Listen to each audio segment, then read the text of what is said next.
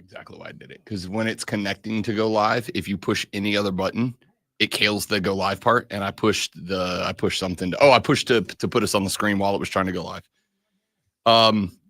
If you want to know how this Tuesday's going for me so far, I was just texted by my wife because apparently after I streamed last night, I didn't close the StreamYard window. And since it's in a she's turned it off now. She's back asleep. I don't say the window's still there, but because it's logged onto my computer at the house because I guess I didn't close it out. I thought I did, but I didn't. So when we went live this morning, well, no, it had to have been live because she just texted me and she said, maybe, oh no, because it's in the studio. So they would have heard the audio, even if we weren't live, because it's in the studio. She said, thanks for leaving the speaker on and screaming and waking up me and my mom at 6 a.m. on the dot. So whoops. Sorry, babe. Love you.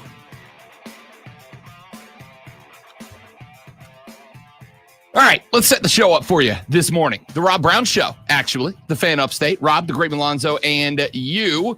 The stream is up. Your boy's a dummy.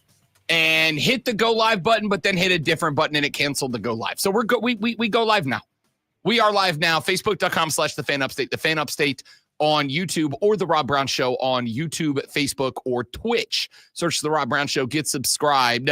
We go live every day that we're doing the show, all 4 hours. And the stream is officially up and running should you wish to do it. Here's what we have coming up for you on the radio broadcast today as we continue to break down the 2024-25 college football national championship game. We are also going to get very briefly or very shortly here into the NFL divisional round of the playoffs, the winners and losers as well. Here's what else we have coming up for you today, because it is going to be a very busy day on the radio broadcast. We have got your water cooler cheat sheet coming up at 7 o'clock in the morning. The top 3 sports stories that you need to know. We have got coming up at 8 o'clock this morning. I'm actually really excited about this.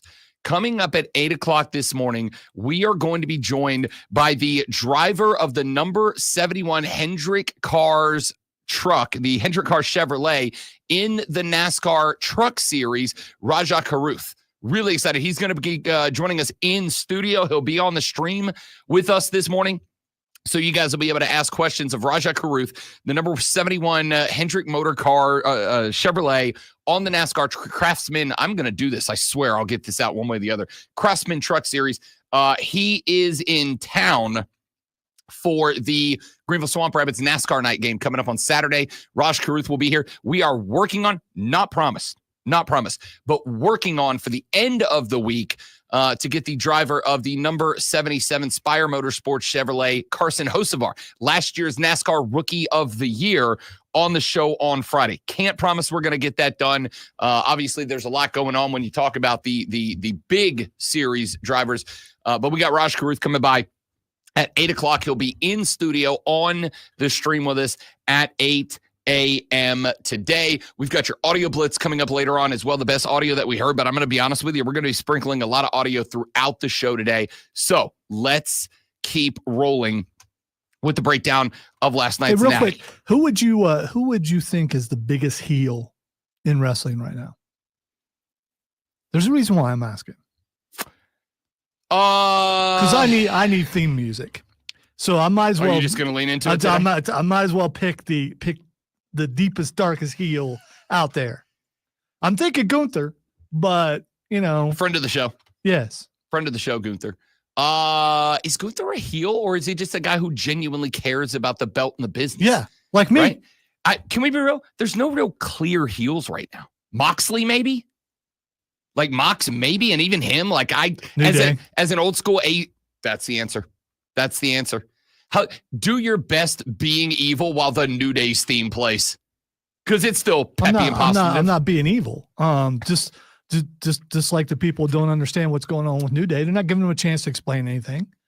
I mean, it's just. Do we need them to? If you kick a puppy, I don't need you to explain yourself. By the way.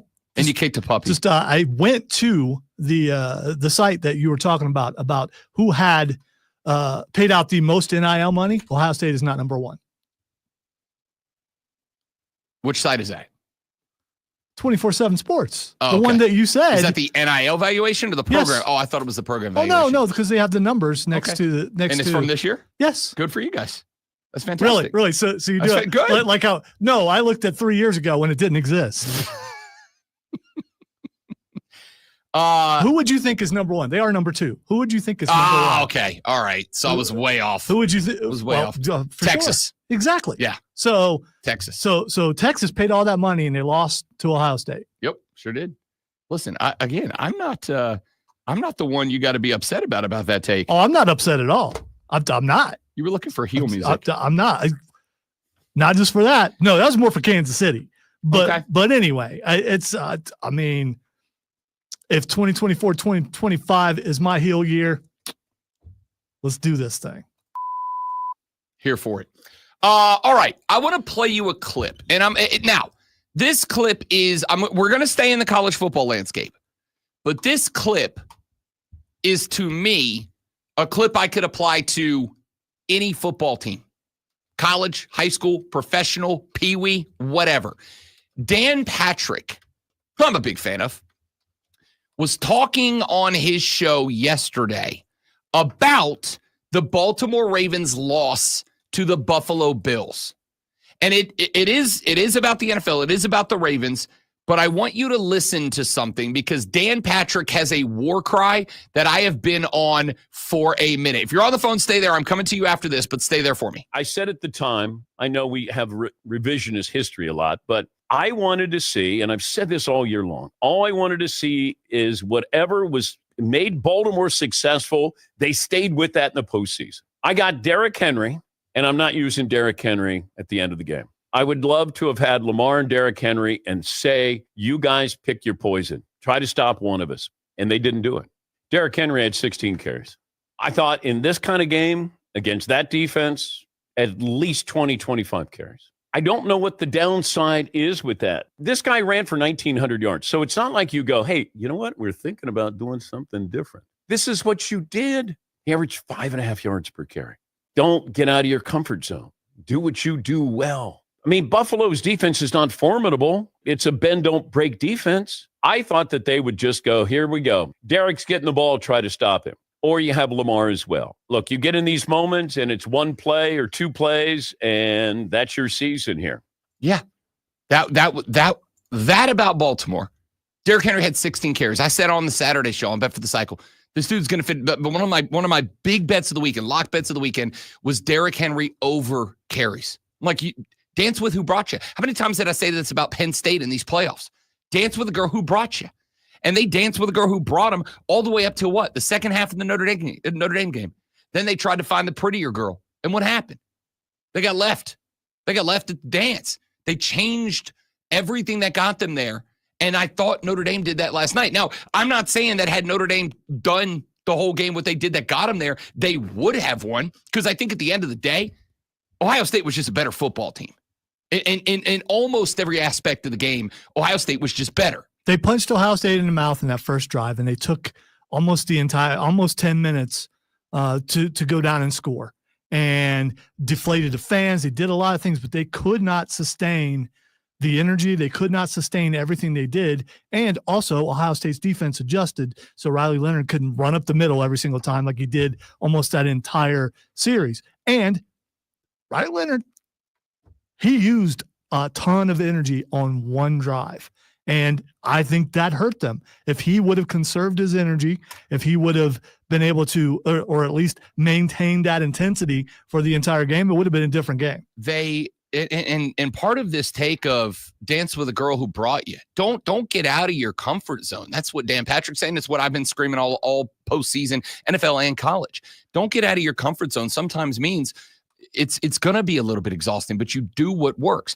They went from utilizing Riley Leonard's legs as a backup asset, right? Like, we're going to run the offense, understanding we have Riley Leonard's legs to bail us out if we get in trouble, to what? They started designing a bunch for him. They started running him into the teeth of the Buckeye defense. And the next thing you know, my guy's getting the hell beat out of him. Well, once your quarterback starts getting the hell beat out of him, I don't care how tough they are, eventually they're production's going to decrease. And the next thing I know, I got Riley Leonard just missing open crossing routes, just missing guys. There was a third down, I think, on that either the first or the second drive, where Notre Dame's got a 3rd and 8. Riley Leonard's under pressure. He has got a crosser in was it face-on? Maybe it was Love. I don't know. Somebody out of the backfield. And he just overthrows him by like 2-3 feet. Open guy, first down. Move the chains. Just misses him. Like, he had at that point gotten racked because they kept running him into the teeth. And at that point, Lonzo's correct. Like, the Buckeye defense had changed. They started bringing pressure. They didn't bring any pressure on the first drive. They had like 2 plays where they brought more than a base rush. And in the second drive, they started bringing 5. They started bringing 6. And Leonard at that point, number one, it's the first pressure he'd seen, and he did not react well. And number 2, they kept running him into that pressure, and he starts missing guys. Like, Ohio State played it perfectly, and Notre Dame got away from what brought them there. I'm going to talk more about that coming up later in the show, but I do want to get a call in here before we get out for the break. Who we got? Great one. We have Cane, not blue cane, not cocaine, not that. What did you say that one started with a G? I forget. Gain. Yeah, that one. Yeah. Not that one. We have Cane. Cane with a C out there in Liberty. Cane, should I just lean back in my chair for this, or? Yeah. Okay. You take a second. Okay, I'll be over here. All right. Yeah, so the past 48 hours, I have been absolutely eating my words that I sent to you on this show, and I cannot tell you how embarrassed I feel right now with how much I was in my bag. And you have proved me wrong, sir. You were right. I was wrong. You are good looking. I'm not attracted. You are just a genius, God King of all the ball knowers. You are the ball knower of all ball knowers. And I am just astounded. Not surprised by how Jaden Daniels did and the Commanders beating the Lions because you told me not to be. So I'm not. But man, you are scary good at how you can predict games. And I am eating crow today. Well, not crow, maybe molded bread would be the better answer for that. I am eating a ton of molded bread today. You know, Kane, you could have just said Rob Brown, you know ball, and I'd have been totally with that. But I appreciate the flattery. Will you stop? This man is saying nice things about me. Stop buzzing him. Go ahead, King. I told you that I was going to give you your flowers, so that's what I was going to do. I am very good at losing. Good man. Good man. Very graceful loser. Good man. Thank you, Kane. Appreciate it. Thanks for the early call. Thanks for the call. A lot of dudes would have backed out, wouldn't have made the call. You showed up. I appreciate it. No problem. See you, buddy. Thank you. Rob Brown, knower of ball. TM. I know what you're going to say. By the way, I was scary close to the Rams hitting 2. Scary close to the Rams hitting 2. Ooh, I did get the cover. 3-1 in divisional round big games this weekend. Classic. 3-1 in divisional games. Only one I missed was I did have Baltimore winning the game, which I don't know why. I don't bet against Josh Allen. What am I doing? I'm going against my own freaking advice. Don't bet against Josh Allen unless he's up against Mahomes. Listen, I don't know why you're upset with me today, Zoe. I didn't do it. I have your back. I'm just trying to get you to, go to break. That's okay. Yeah. More college football talk when we come back on the Rob Brown Show and the Fan Upstate. We have a bit longer in this break. What do you mean? Do I have time to go to the restroom? Let's see. Yes, you do. Okay. Y'all talk to Lonzo. Wow. Like that's, I'm glad that he said that. Like we don't have conversations when he's not in here.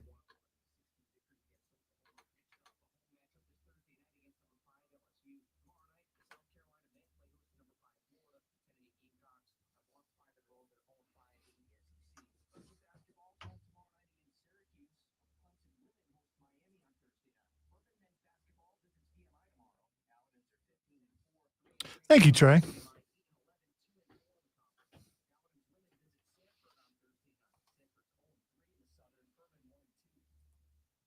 I'm being told by some of the media and some people on social media and others that the only reason why they won is because of how much money they spent, including a former host on this station, which is not surprising because of where they live now.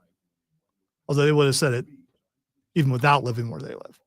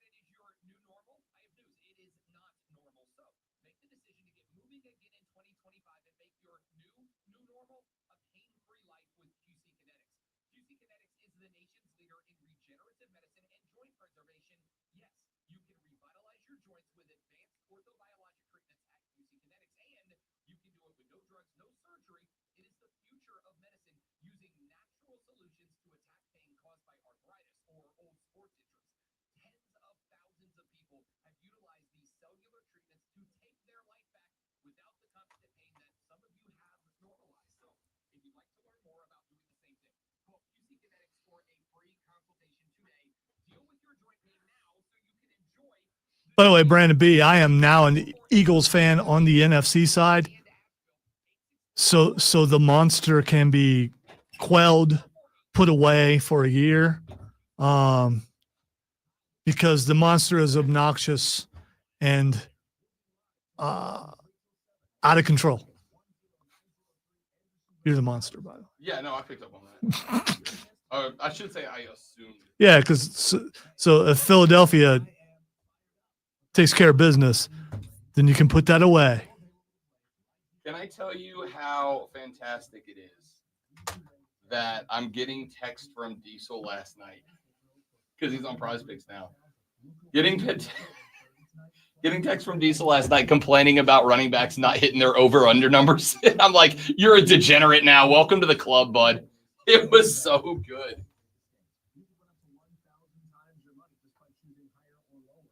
All right, let's see if this. Oh, it's definitely him, Jacob. I even copied it and sent it to Rob last night. Hey, look at that. Oh, that is remarkably close. You guys want a tour of the studio? There's the great one over there. Oh, they saw it's the light. You like put it up to the light. There I am. There was my halo. I just wanted to make sure that this works. We'll just use this for Raj. You sure you want to put him in the close up? I mean, No, it's not as. It looks like if you look down in the bottom preview box, it looks. Well, when I just see your nostrils. But if you look up here, it's normal. Oh yeah, it's Can I cold. go? It's like a cold shot. I mean, Can I go landscape? Oh yeah, there we go. So we'll do that. I've got a. as long as it doesn't like in the middle, just decide to go the other way, which they. No, will I do have a sometime. tablet hold. Yeah, you probably need it. I'm glad you're taking care of that problem though right now. I have a like a mic stand style tablet holder in there that I will attach to something over there.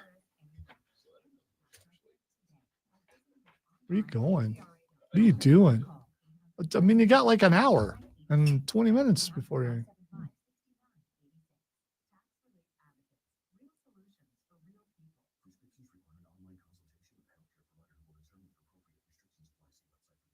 I get it, Trey. True, but I want to make sure it fits. Found out Scott Fitter's in Washington and stop rooting for them. I don't know, Brandon. The narrative's already written. They want Buffalo to be in the Super Bowl. So Yes, everything that can possibly be done, and it's all been set up for this Sunday to make it happen. It is literally only cheap. So that's not true because you don't know all fans. So I mean, it's a very general statement.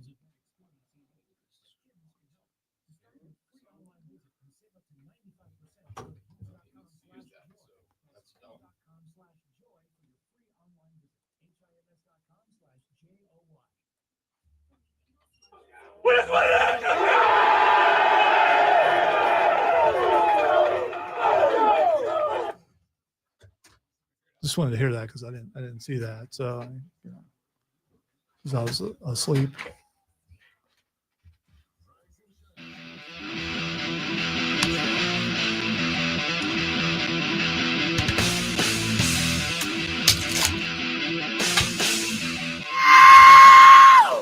Wasn't ready. Wasn't ready.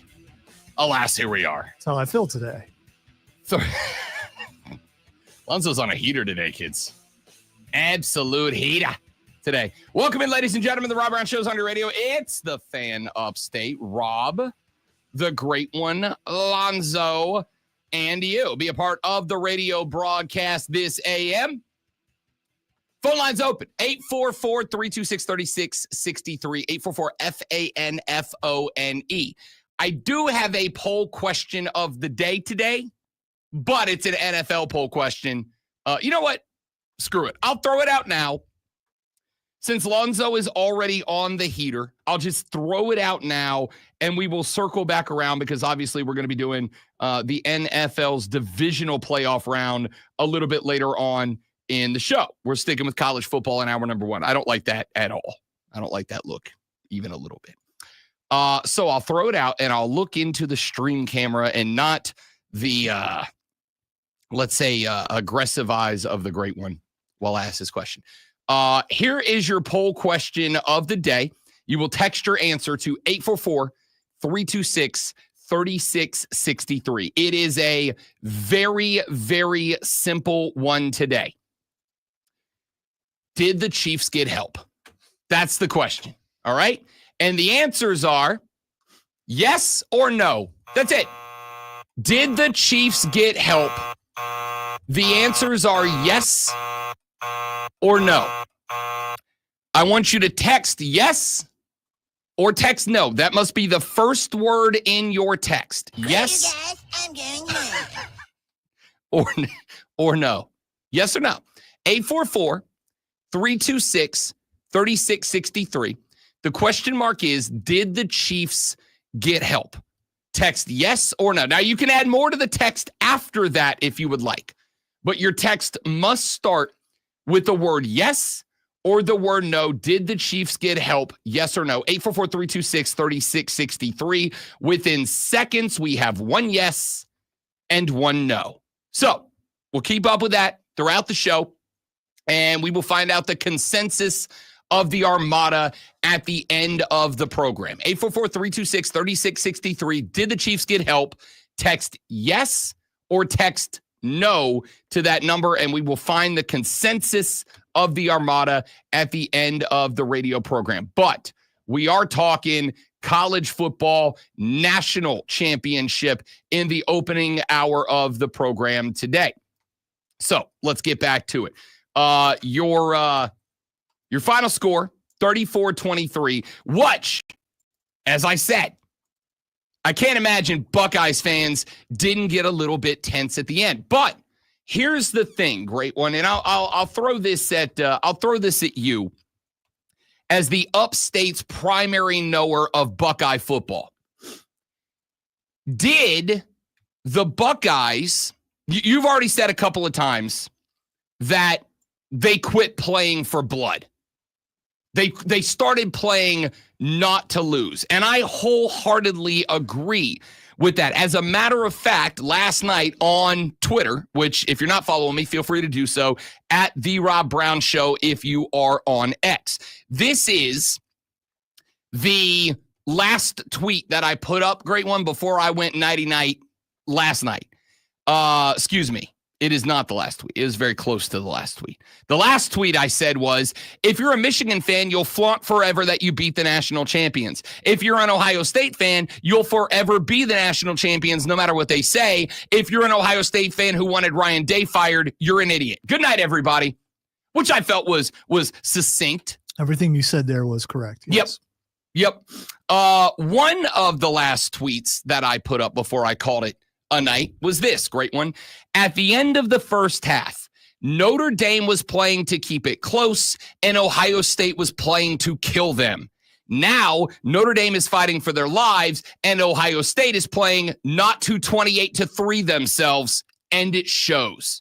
That fair? That a fair assessment of the final half of that game? Very disappointing about how they were playing offense until at the end. I mean, when they got within 8, they're like, oh no, we can't have that. And then they threw that long bomb and were in the red zone but then backed off a little bit. Didn't try that hard to score a touchdown, and then kicked the field goal just to keep it, a 2-score game.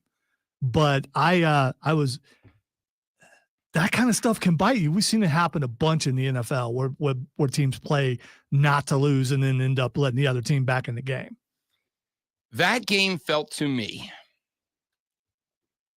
when Ohio State came out in the second half, got the ball after the half, and on their very first drive of the second half, opening drive of the second half, 5 plays, 75 yards, 2 minutes, 14 seconds. I mean, dagger, right? Or at least I felt like it was going to be a dagger. It's like, oh, this game's over. As a matter of fact, I was texting last night with P1 Joey B, and I were having a text conversation.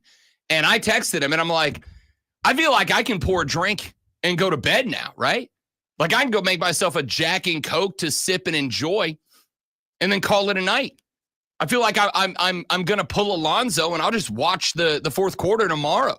I'll enjoy the third quarter, laying in bed snuggled up to the wifey, and then I'll come back tomorrow to watch the 4Q. And I kept taking my notes, but like I was taking my notes while I was getting ready for bed. Put on the PJs, closed the windows. I like a good cold football night, had the windows open, closed the windows, put on the PJs, made myself a nice little whiskey and Coke to call it a night. And then I come back and I look, and Notre Dame, their next drive, 4 plays, 8 yards, 1 minute and 28. Ohio State gets the ball back. They go 6 plays, 5 yards. This is after the fake punt. 5 yards. They kill 3 minutes and 26 seconds to get a field goal. And I went, that's ball game. That's ball game. And I quit taking notes. I was like, that's it. That's all I need to write down. Like, we know what this game is. And so I laid. I didn't go into the bedroom because I knew I can say I'm going to bed. I'm watching the end of this game. So I didn't want to disturb the wife. So I laid on the couch in the bro cave. And after the next Ohio State drive, or Notre Dame drive, 10 plays, 75 yards, 4:49 off the clock, I reached over and grabbed the tablet. I'm like, maybe not. And I realized it was because the opening drive that Notre Dame went on, which was that 18 play, 75 yard drive, as I said a bunch of times, there was no pressure from Ohio State. There was no pressure from Ohio State. They weren't bringing extra guys. They weren't bringing guys off the edge. Like, there was no pressure on the Irish offense. And Riley Leonard on the opening drive, when he wasn't called upon to run the ball, looked real comfortable. Just kind of drop back, foot rhythm in the pocket, bounce, bounce, bounce, make the throw. We got to that point, and Ohio State quit bringing pressure again. And it's in that moment that phrase started playing in my head again. Dance with the girl that brought you. Like, I understand you're up 3 scores at this point. But forget the NFL, how many college football games did we see this year where a team was up 3 scores and they pull off the pressure? They pull back off the pressure. They stop doing what put them up 28-7. Texas said that game got to 28-7 and I turned it off for someone that didn't care about either team. Yawn. Now, I will say, after Notre Dame scored that tutty, the Madre had texted me. She's like, yo, calling it a night. Talk to you tomorrow, son. I was like, yep, sounds good. Texted her back. I'm like, you might want to get your ass up out of bed. Mom loves football. I'm like, you might want to get your ass up out of bed. This might get interesting if something happens on this next drive. Now, in fairness, it did. Will Howard and the Buckeyes went down and scored another touchdown. But it did get interesting after that. And I'm saying in my head, dance with the girl that brought you. And I guess this is one of those spots because in a weird way, great one, like, I understand not wanting to run up the score. Like, I get it.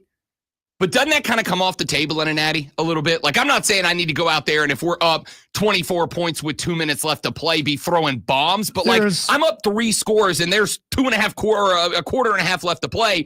I'm going to go put you down 4 or 5 scores before I call off the dogs. I think here's the thing. I think there is too much respect between the two teams. And I think that played into it.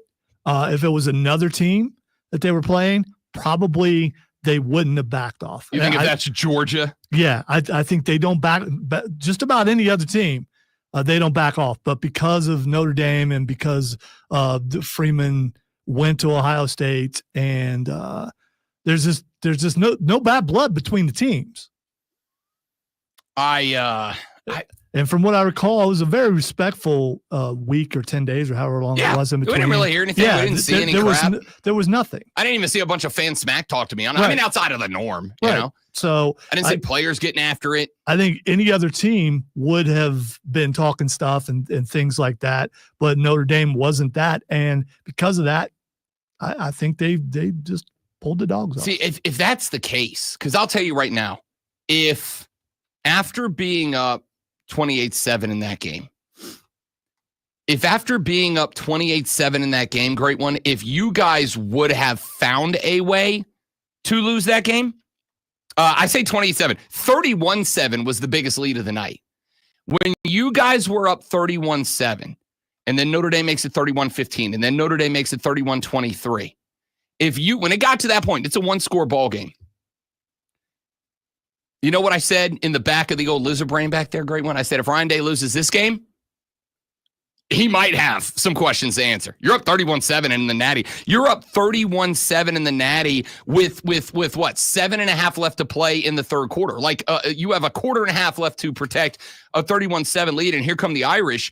I'm saying in my head when it gets to 31-23, I'm like, yo, if Ryan Day finds a way to blow this game, all those fire Ryan Day people are going to get loud as hell, and I'm going to have a hard time pushing back on them after that, even if it is the natty and even if it is against a good Notre Dame team. Speaking of fire, maybe I missed it. Did anybody catch anything on fire in Ohio after the victory? I mean, I'm sure stuff catches on fire just on a regular night in Ohio. So, dude, it's pretty cold. That's fair. It's cold, and I think there may be snow on the ground. I'm just curious. No couches going up? Yeah, because sometimes, when championships happen, folks feel the need to burn stuff. And it ain't your couch. Don't worry about it. Let people celebrate. Let people the natty. That is not true. Don't burn someone else's couch. Don't burn your own couch. All right. You get your water cooler cheat sheet coming up in the next segment. The top 3 sports stories you need to know. I got a hint. One of them's going to be that. So we'll get to your water cooler cheat sheet next. We will, you know what we might do? We might hand out some TMFI and R awards at the end of the next hour, 8 o'clock. Raj Karuth is the driver of the number 71 Spire Motorsports Hendrick Cars Chevrolet on the Craftsman Truck Series. He will be coming by at 8 a.m. to talk a little racing with us as the Greenville Swamp Rabbits have NASCAR night on Saturday.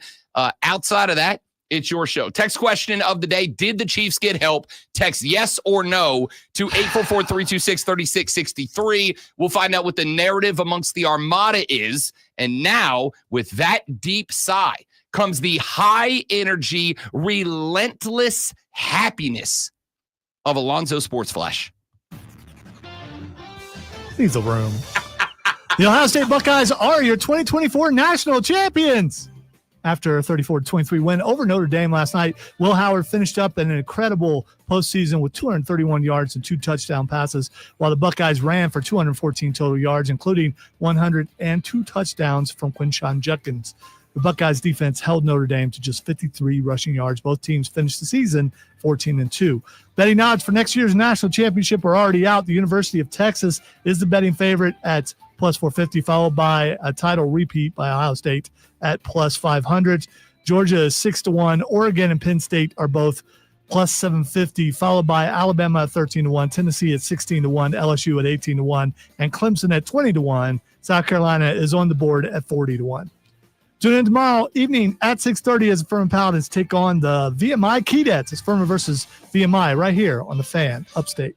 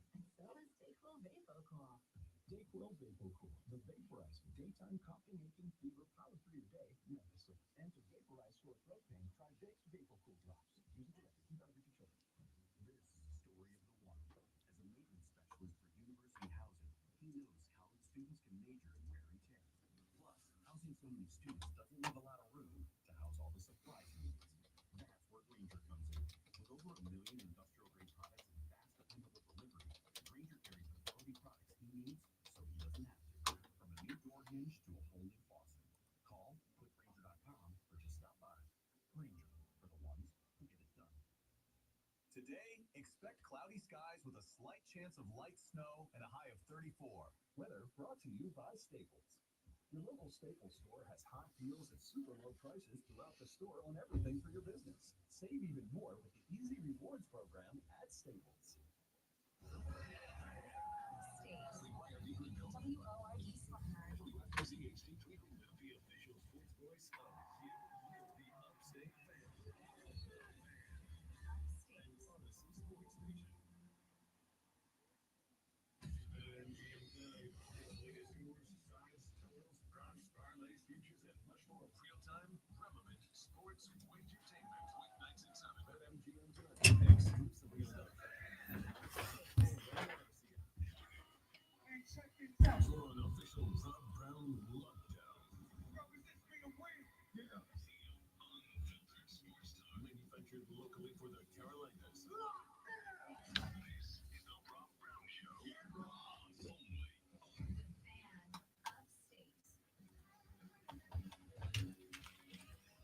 I'm a winner. I know how to win. You're dadgum right.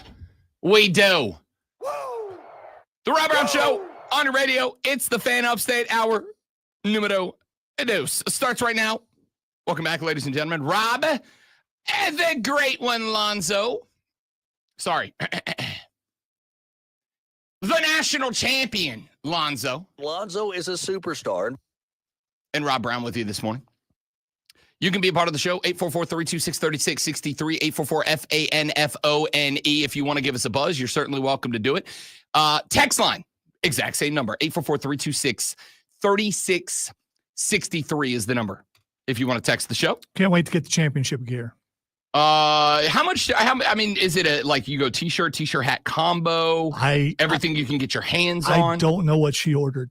Oh, Miss Lisa already on top of the game. Yeah, Hell yeah. She was already talking about what she's going to order. So whatever she orders, you know, I'm good with it. Hell yeah. I love that. But she was talking about that before the game. So, I mean, you know, chances are she already had things ready to go as soon as and ordered it. That Fanatics basket was full with about 5 minutes left in the fourth. Get a lot of Fanatic stuff. I in a weird way, great one. I kind of hope the Buckeyes are in a spot to repeat next year so that we can invite Miss Lisa to the Rob Brown Show halftime show extravaganza. She's just going to decline, dude. That's okay. I'm still going to invite. All right. And if she doesn't show up, you have to. I'm going to need one of you. And I told her yesterday, Rob said, good luck on the games. Like, what's that supposed to mean? For the record, it's like, hey, I think he genuinely meant good luck. Serious. Good luck. It's just like, I just was, you know. I texted Lonzo like an hour and a half before kickoff.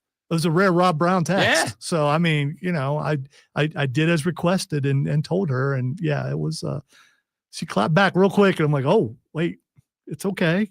I think he was being good about it. I don't, you know.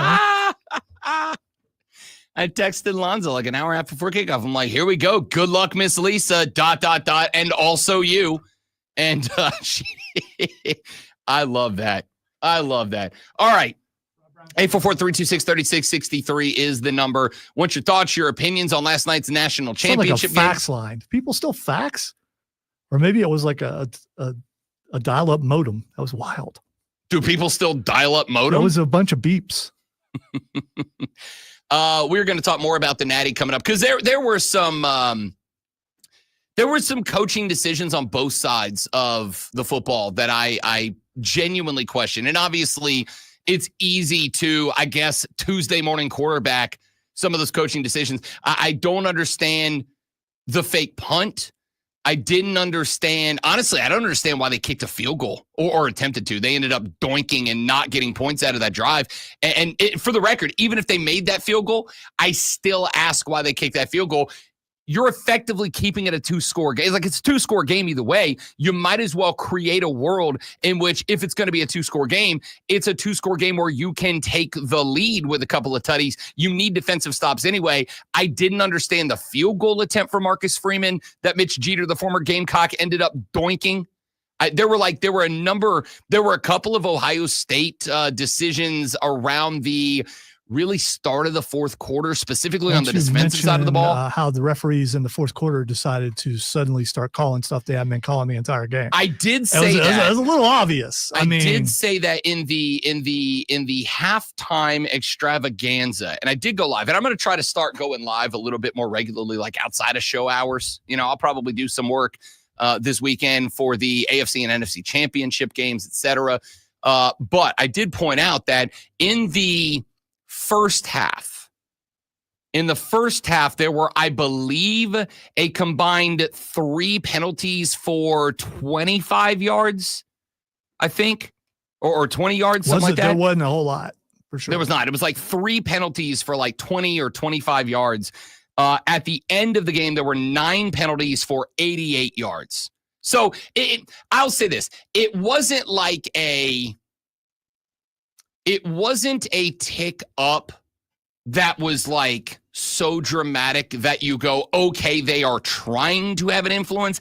But also, I do think it is important to point out that, like, as teams play and as attrition kicks in and as stamina decreases, things inevitably are going to get a little bit sloppier. I don't think it was dramatic to the point that I feel like it changed the game. However, you did end up with double the penalties and nearly double the yardage on the Buckeyes by the end of the game. Here's the thing, be consistent. I mean, that's what, when you come out in the first quarter, you figure out how the refs are going to call the game.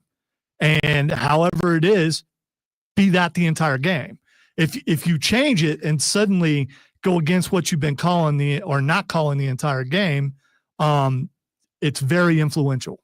We'll come back to this because we do have to get the cheat sheet in here. But I don't disagree, but I also do think, again, nuance is to me the most important thing that we can do in these discussions.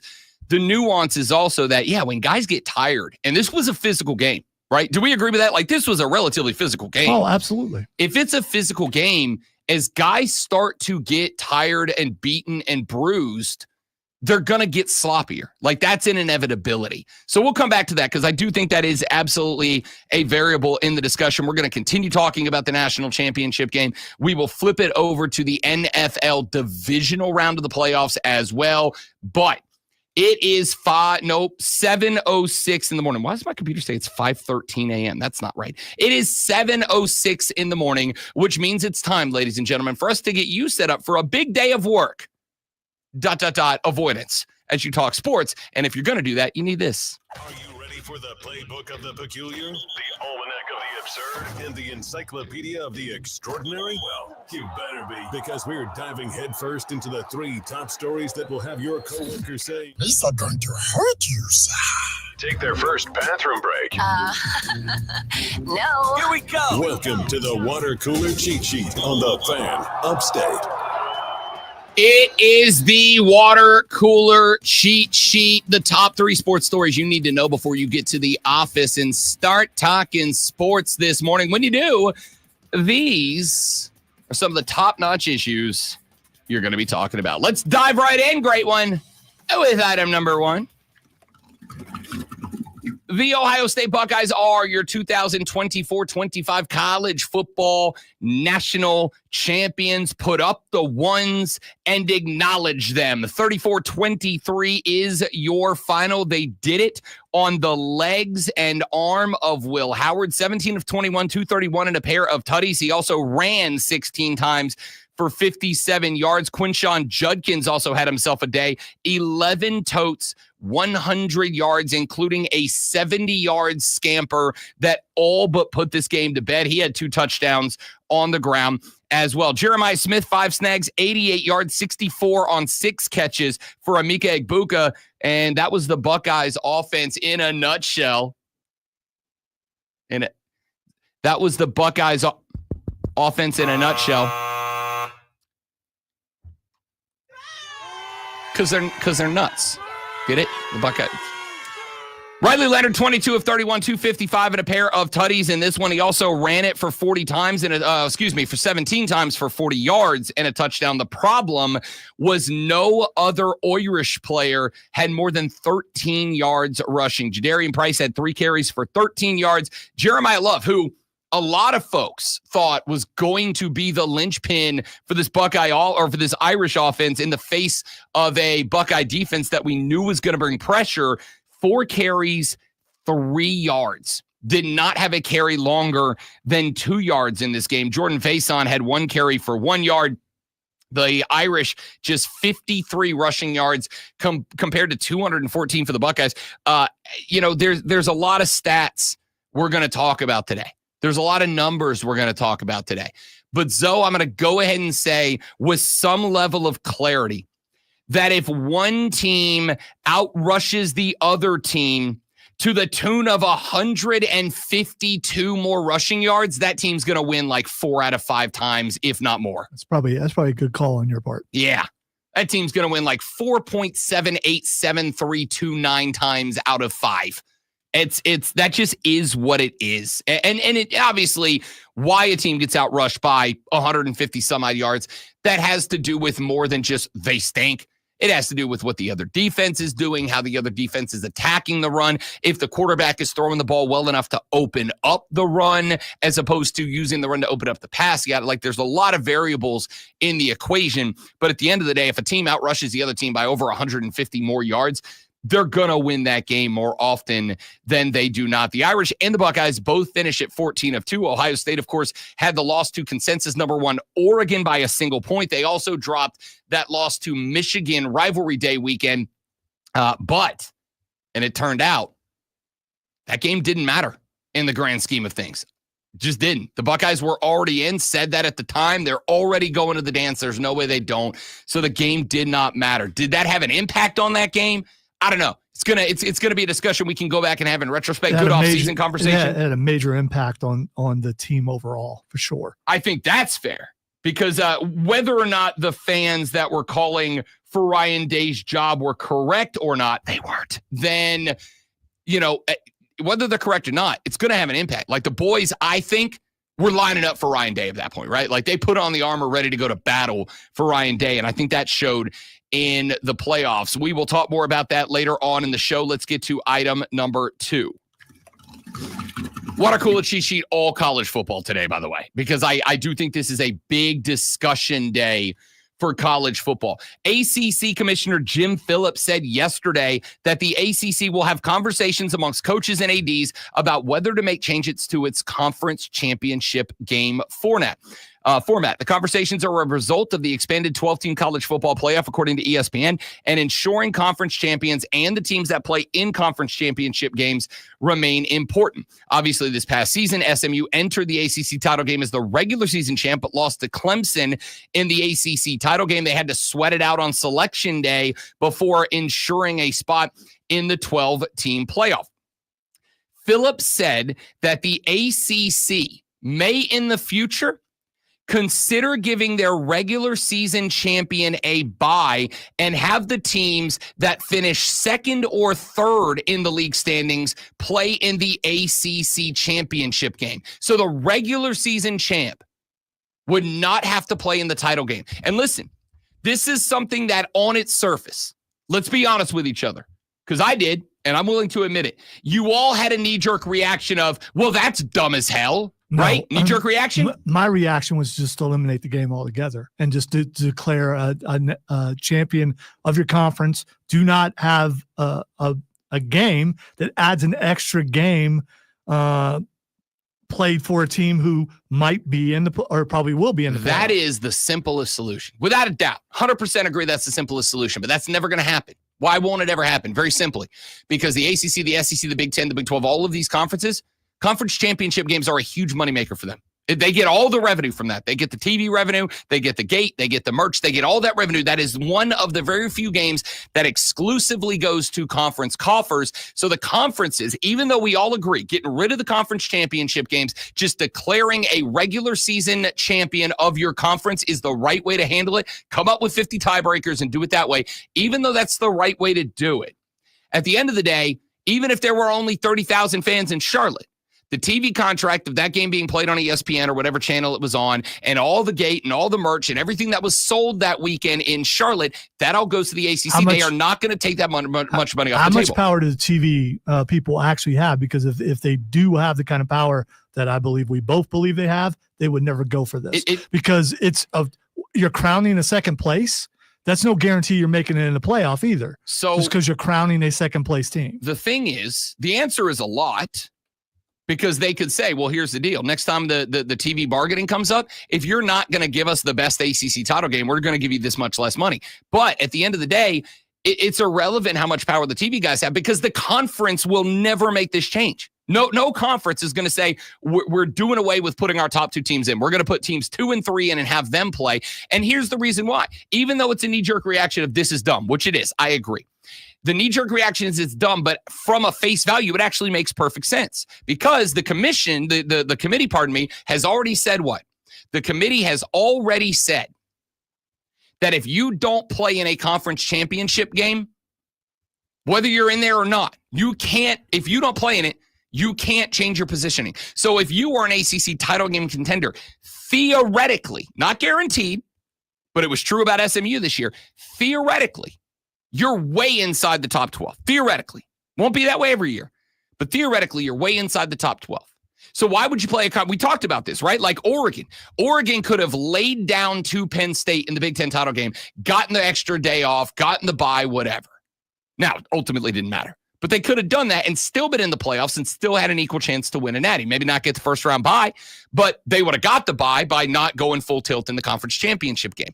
So by doing it this year, even though the ACC did get SMU in, it was by the proverbial hair of their metaphorical chinny chin chin.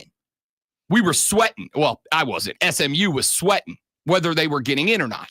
So Jim Phillips is saying we're going to send 2 and 3. That way we know our regular season conference champ, who will get their own crown, is likely going to go like 90% of the time. And we can elevate the second and third place teams because, hey, second place team, maybe they got a chance. Third place team, like it opens up the door. It's a dumb thing that makes perfect sense based on what the committee has said and done so far. Now, the reason that I'm not freaking out about that yet is this. Heather Dinich reported over the weekend that Rich Clark and the CFP did meet over the weekend. And over the weekend in their meetings, they have discussed what Clark said were a, quote, lot of really important issues, end quote, and that the meeting could lead to changes being made, quote, very soon. Here's what Clark said, quote, I would say it's possible, but I don't know if it's going to happen or not. There's probably some things that could happen in short order that might be tweaks to the 2025 season, but we haven't determined that yet. According to ESPN, a source with knowledge of the conversation said nobody at this time was pushing hard for a 14 or 16 team bracket, and there was not an in-depth discussion of a change to the seeding process, but talks were held about the value of having the 4 highest ranked conference champions earn first round buys as opposed to the top 4 teams. Ultimately, the 11 people on that committee, comprised of presidents and chancellors from around the country, will vote on any changes, and some university leaders have already said they liked rewarding conference champions with buys because of the emphasis that it added to conference title games. But that motivation is, as we just talked about a second ago, very selfish. Conference championship games are moneymakers for the conferences. So they want conference champs to get buys so that teams like SNU and Clemson, Oregon and Penn State will still want to play in and win them, especially if there is, like we had in the Big Ten, not that team's guaranteed to be in type of team, right? So this is going to be interesting and we'll see what changes are made. Here's the caveat to that discussion. Starting in 2026, any changes will no longer require unanimous approval. So right now, they don't. Right now, it can be a majority vote. I don't know if it needs to be majority, supermajority. I'm going to do the research on that. In 2026, those changes will require unanimous approval moving forward. Will they make those changes? We'll find out. And I'll tell you what we're going to do. We're going to talk about item number 3 in the next segment because there is a battle brewing between Wisconsin and the Big Ten and the University of Miami about a transfer player who may not be a transfer player, who is transferring probably because of NIL, but we don't really know how much they can enforce the NIL contracts that were signed at Wisconsin. Oh, it's a nasty, nasty situation, and I'm going to tell you about it when we come back. Rob Brown, the Great Lonzo, you, the Rob Brown Show, the Fan Upstate.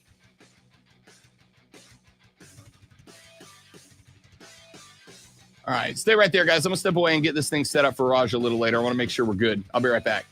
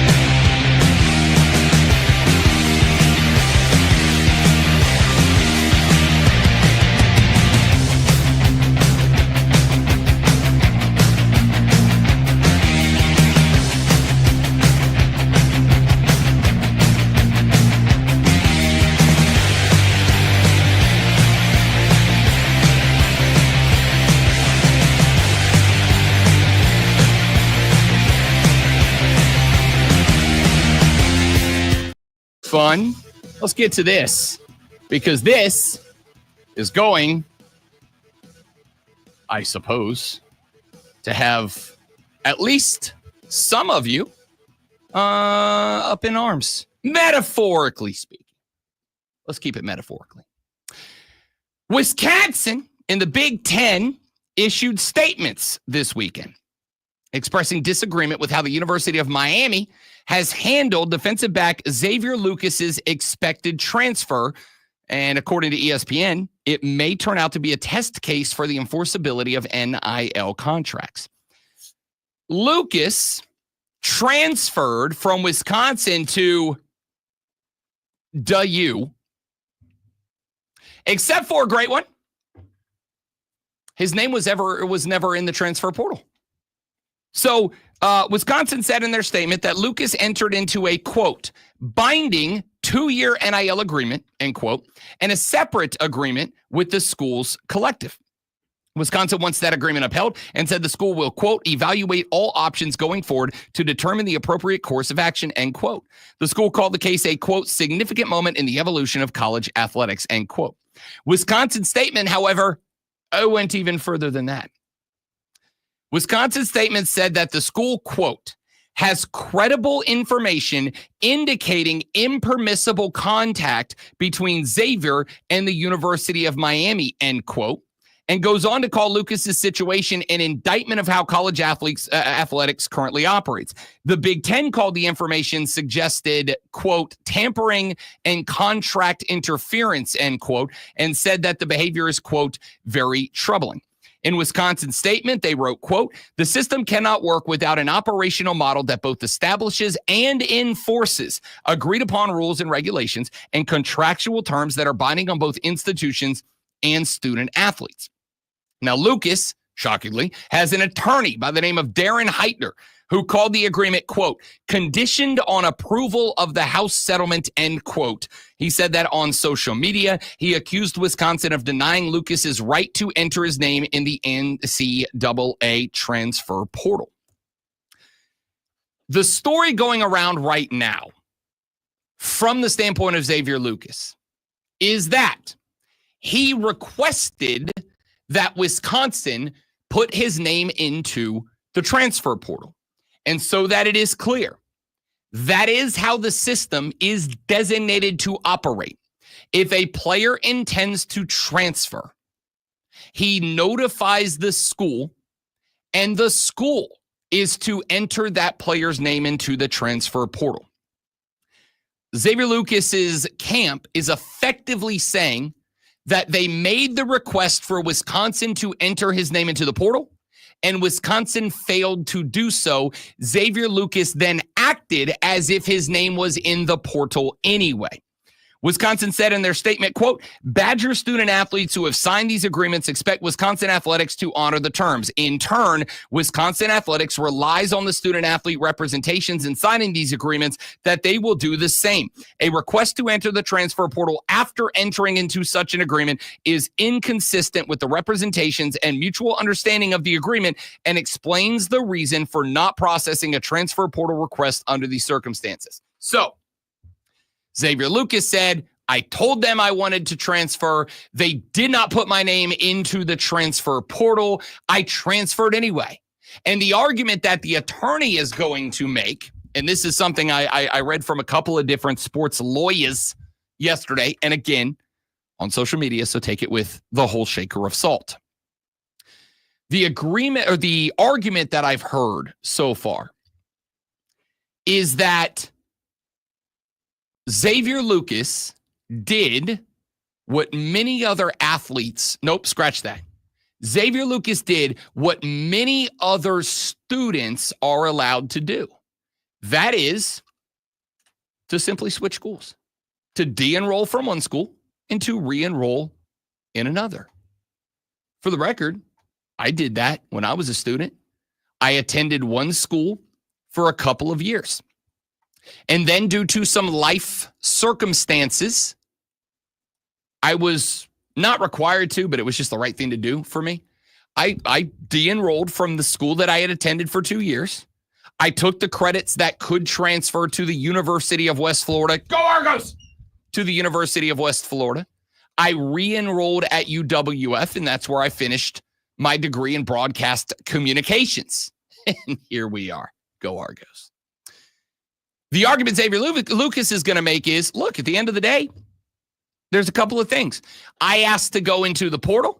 Wisconsin did not put my name into the portal, so I de-enrolled at Wisconsin, and I enrolled at the University of Miami, just like any other college student has the opportunity to do.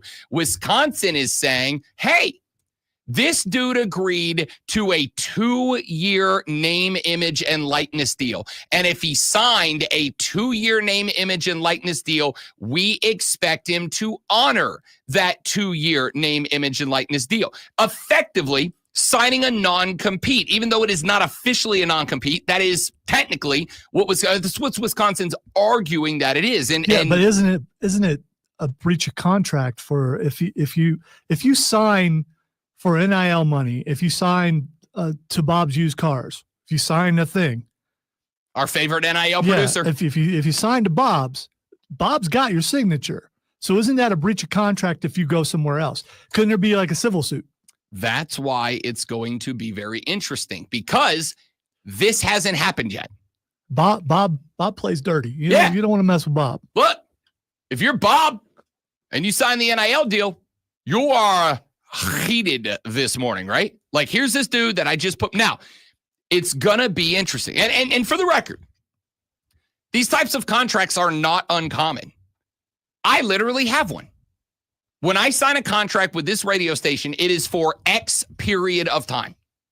And if I am within that contract of X period of time, if I decide that I wish to no longer work here, I have the right to terminate the contract from my side. However, I signed a document that says, and I will not broadcast anywhere else during this period of time, or the station, the company can come after me legally.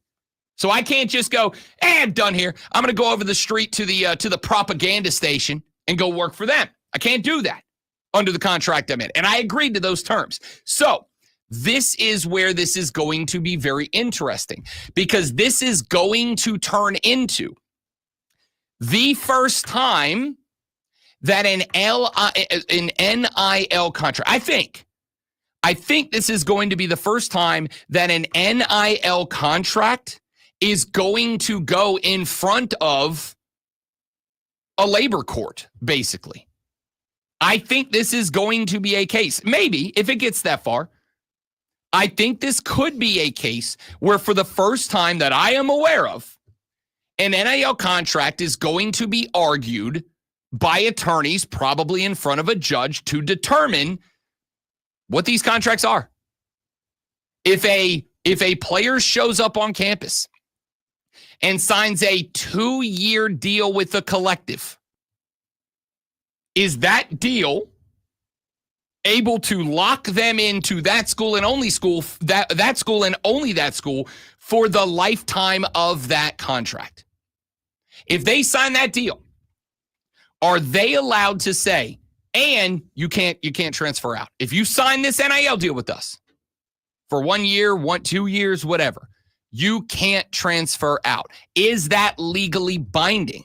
Would Xavier Lucas have to stay at Wisconsin or play nowhere if he signed an NIL deal?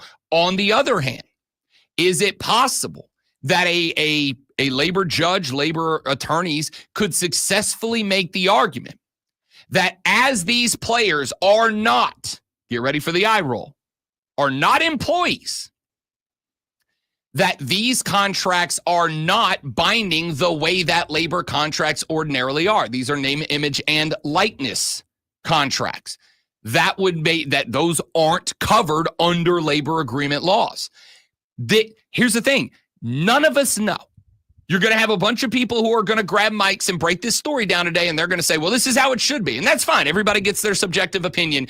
I will tell you right now, as I've said the whole time, what is the one phrase I have used about NIL this entire time?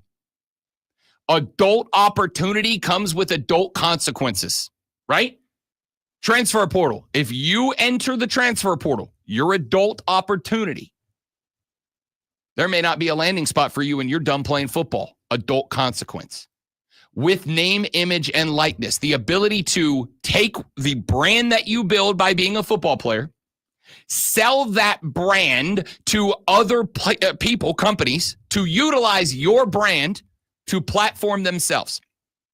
You have the right to go, yep, I went out there and I did all this on the football field. And because I did this on the football field, people know who I am. And because people know who I am, they will listen to me when I endorse your product. And because they'll listen to me when I endorse your product, I will sell you the rights to utilize that brand to sell your product. Here's the thing. Adult opportunity to sell your brand in the NIL window to make that money. Adult consequences, and this is the subjective opinion of yours truly. Subjective opinion is just like everybody out here in the real world. If you sign a contract, you are expected to honor that contract. And if you fail to uphold that contract, there could be consequences. Civil consequences, legal consequences, social consequences.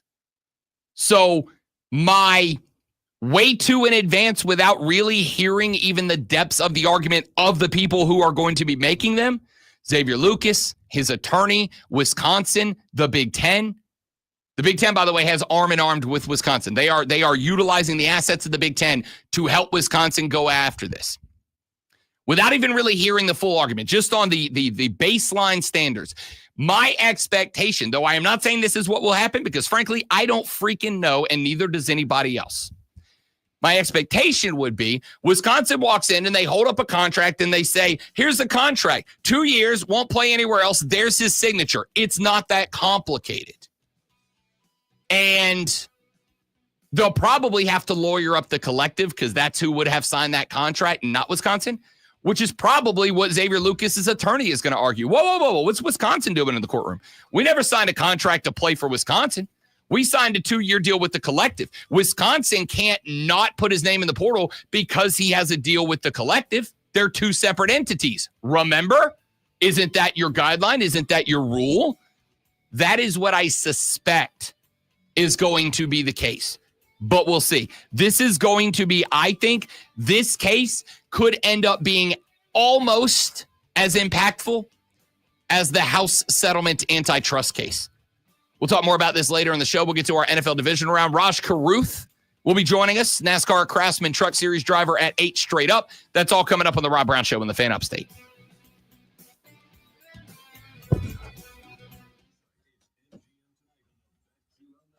Send you 2 videos. Beautiful. All right, guys, stepping away for a minute. Be right back.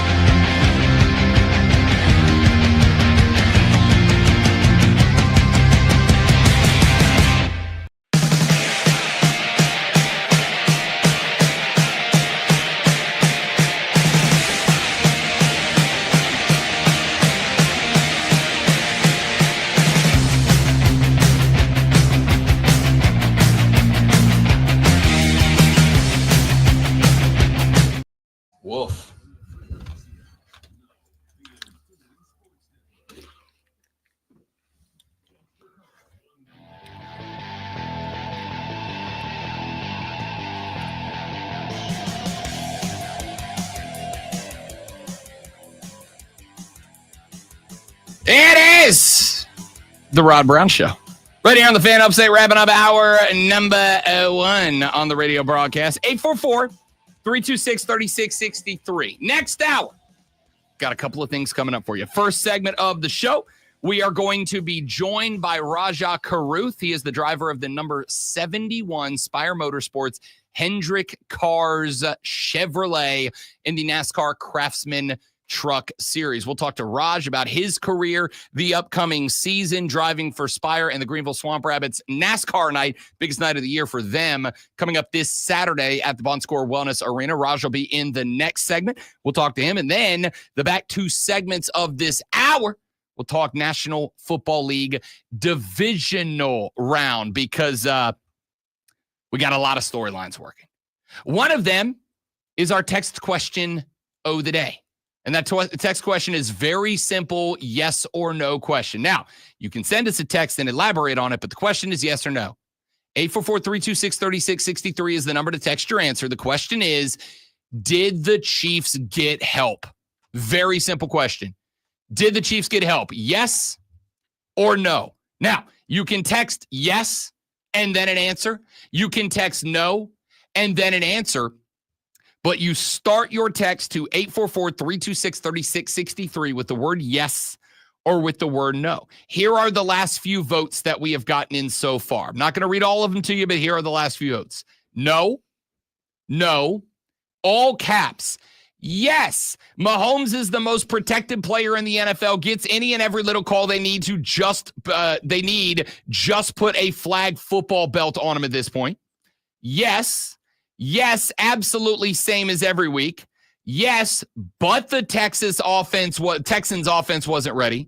No, yes, absolutely 100%, no doubt. You already know the answer. And then a bunch of yeses and nos leading up to that. We will tally those votes at the end of the show, but the question is simple. Did the Chiefs get help this weekend? Text yes or text no to 844-326-3663, 844-326-3663. Did the Chiefs get help this weekend? Yes or no? And we will talk division around, including that story, because there's a lot of big-time voices out there, including Troy Aikman, including Ryan Clark, including Scott Van Pelt, who were all saying there's a problem. Even if it is only on the level of optics, there is a problem. So we're going to come back to that in the next hour of the show. Nope. We're going to come back to that in the next hour of the show. Burn it down! Burn it down! The whole show or just that segment? I'm still contemplating. Okay, fair enough. Me too, most of the time, to keep it a buck with you. Okay. We are talking about the College Football National Championship game from last night. The Ohio State Buckeyes finished their season at 14-2. They win the Natty with a 34-23 win over Notre Dame. Here's what I said back in the first hour of the show. I'm going to bring it back up here because I didn't really elaborate. I am giving Marcus Freeman a pass for a game that I feel Marcus Freeman screwed Marcus Freeman. I think Marcus Freeman did himself in this game for a couple of reasons. The opening drive from Notre Dame, we talked about it quite a bit back in the first hour of the show. The opening drive, and I mean this sincerely, the 18-play, 75-yard, 9-minute, and 45-second drive from Notre Dame to open this game was one of the most impressive, surgically precise drives that I have ever seen a football team run. Now, again, there's 2 teams out there. The opening drive defensively for Ohio State, I actively said, because Ohio State did not look like they were playing the defense that they played against Oregon. It did not look like the defense that they played against Texas. I said, if I'm Ohio State, I'm treating Riley Leonard the exact same way that I treated Quinn Ewers. I'm bringing pressure, I'm setting the edge, and I'm saying, if you beat me, it is because you are going to be absolutely world class with the legs, but you're going to have to beat me with your arm. You're going to have to be a top flight QB1 if you're going to beat me, because you're not running on me, right? The Ohio State defense on the opening drive, no pressure. I think they blitzed on like 2 out of the 18 plays on the opening drive. I don't know the exact number, but it's not more than 3 or 4. They just weren't blitzing. They were playing a base defense. They were bringing 4. Sometimes they'd bring a guy up on the edge. Sometimes they just have 4 down linemen, but they were bringing 4 most of the time. And Notre Dame was precision. Riley Leonard was seeing the field well. He was seeing where blitzes were coming from and where spots on the field were being vacated, and he was getting the ball to that spot. They were surgical with that drive, to the point that I said, it may be a long night, ... for the Buckeyes, based on what I'm seeing right here. And instead, what ended up happening was in the second drive, Ohio State started bringing the blitz. They rushed 5 on the opening play of drive number 2. That created a situation in which Notre Dame was playing not behind the sticks, but they had a false start in the face of the blitz to open up that drive. On the second play, linebacker blitz, Ohio State did miss 2 tackles, so Riley Leonard was able to throw a pass out to the left for a short gain. But what happened? Holding on the Irish. Why? Because they brought extra pressure, did the Buckeyes. And when they brought the extra pressure, the offensive line reacted, and not well. Then on the third play from scrimmage, Notre Dame feigned the blitz, but in feigning the blitz, they ended up bringing just the 4. They brought the 4 that were down. However, Riley Leonard locked in on the back, on the linebacker, on the blitzer. And when he did, it created a situation where Notre Dame's offense looked panicky. Big sack drops them all the way back. It's now 3rd and 23. What does Ohio State do in that spot? They drop everybody. They bring 3. Leonard gets hurried even under 3. And this is one of the plays I was talking about. They need on 3rd and 23. That game's not over. You're down. It's tied. It's 7-7 at this point. There is no reason in this spot to panic. And Riley Leonard panicked. So needing a bunch of yards, Riley Leonard just hits. And again, not a lot of options because the Buckeyes did drop. They were playing deep quarters at the line to gain. They drop 4 to the line to gain. Riley Leonard has no option there and doesn't see the secondary routes, right? I talk about routes in 3 levels. You got the level 1 routes. That's your wheel route to the running back. That's your tight end sit. That's your comeback route, your 5-yard comeback, your 5 in, your 5 out, whatever. Then there's the second level. Those are the ones that are more towards the 7 to 10 yards, right? Those are your inside slants, your outside slants, your whatever. Your sit bay, your comebacks at the 10-yard. And then you got your third level routes to me. That's your deep routes. That's your 9. That's your 7. That's your slant, your post, your flag, your go route. He never saw the 3s. Never saw the level 3 routes. I don't know if he saw the level 2 routes. He ended up hitting, I think, face on, coming across the middle for 8 yards. And oh, by the way, when he gets 8 yards and turns up, what's he got? He's got 5 Buckeyes between him and the line to gain and no blockers. He's not picking that up. Everything changed when Ohio State started to bring pressure on Riley Leonard. And Marcus Freeman did not make it easy on Riley Leonard after that. He was calling designed rushes into the teeth of the Buckeye blitz. Jeremiah Love was getting nothing going because I do think, and I did notice this around the middle of the third quarter, great, when I sat here saying all week, like I think the Buckeyes are keyed in on Riley Leonard. I don't think that's what they were keyed in. I think they were keyed in on Jeremiah Love. I think they were keyed because Jeremiah Love was what killed Penn State in the second half when the Irish ran up 261 yards in the second half. It was Jeremiah Love opening it up for Riley Leonard. So the Buckeyes, I think, in this game looked and they said, hey, we're going to take Love away. But much like with Derrick Henry, because the Bills were keyed in on Derrick Henry, he ended up with 16 carries. His over-under carry number, I think, was 19.5. I said, the over carries is the line of the week, man. Like, that's a no-brainer. The Ravens ran Derrick Henry 16 times. It's not enough. He had a couple of slow runs, so they pulled away from that. Jeremiah Love had 4 carries in this game. The dude that toted Notre Dame against Penn State had 4 carries. Granted, he was ineffective, less than a yard a carry on his 4 carries. But he had 4 carries in this game. They had Riley Leonard run the ball 17. Riley Leonard carried the ball more than anybody in this game, great one, and the Buckeyes had 214 rushing yards. And Riley Leonard had more carries than every other player in this contest. And then I add on a fake punt. Now, in a lot of situations, no issue with the fake punt. You're down 3 scores. You're well on your side of the ball. If you need 2 yards, and we know, more than likely, pending catastrophe, if you go for it on 4th and 2 at your own, 35-yard line, if you go for it and you don't get it, and the Buckeyes offense not only has all the momentum already, but now has the momentum, and that crowd is now, which I was told by a buddy with boots on the ground at the game last night, was about 65% scarlet and gray. All right? Buckeyes dominated the attendance last night. If you go for it on 4th and 2, and you do not get that first down conversion, that ball game is over. At least pending a disaster, which the Buckeyes flirted with for a minute there.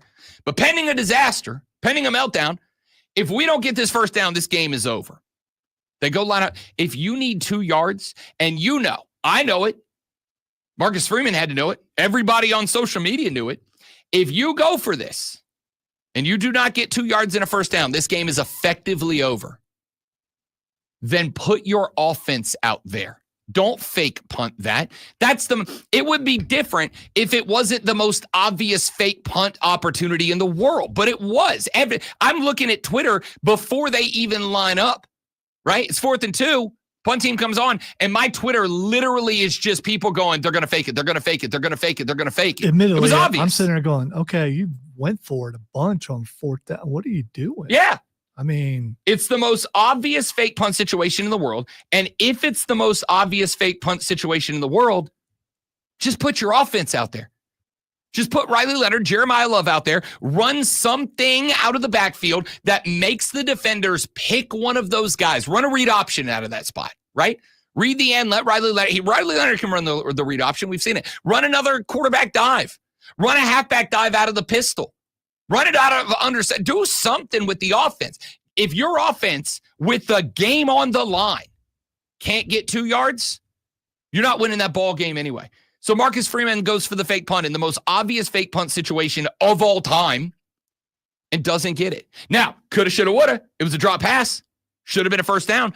But even if that's the case, if I gave you one play, 4th and 2, one play to get 2 yards for a natty, are you running out your punter and a backup tight end on a fake? Or are you running out Riley Leonard, Jeremiah Love, Jaden Greathouse, and Mitch Evans and going, if we need 2 yards, I'm going to trust the guys whose job is to go get 4 at a time. Then you have the field goal. Notre Dame kicks that field goal, which even at that point, I'm looking at it and going, okay, they ended up doinking the field goal, so it didn't go through.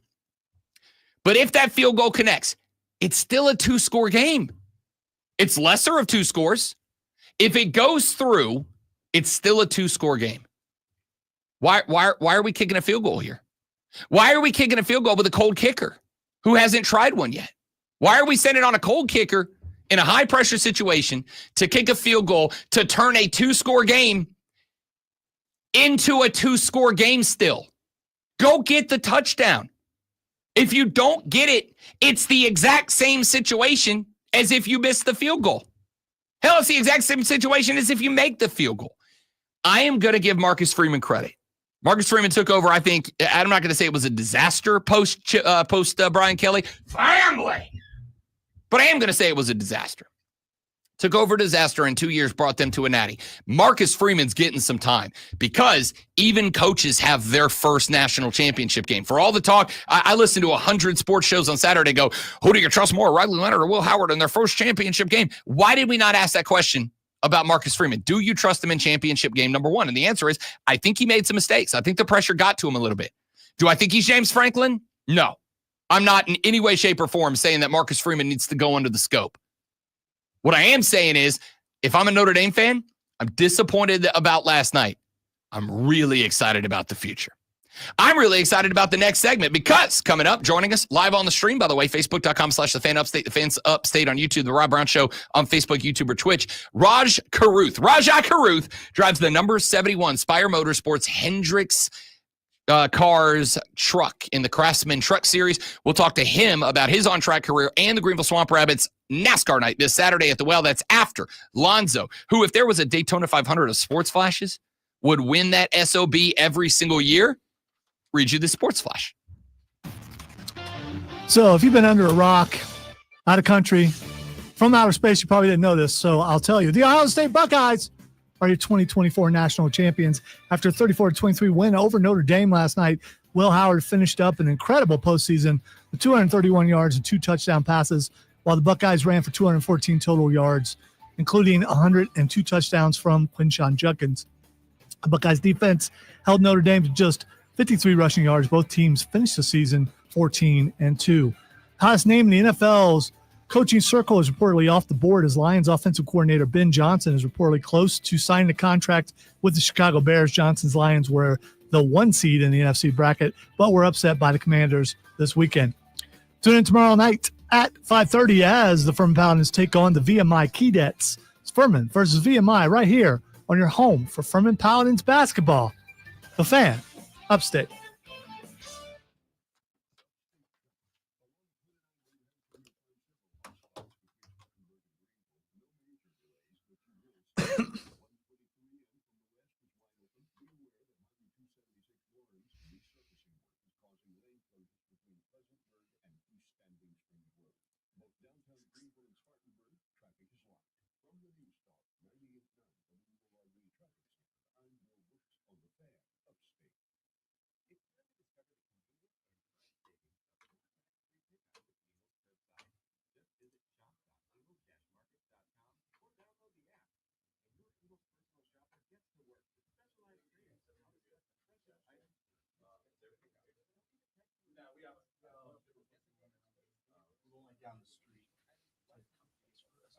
I'm going to have you sit right here, big dog.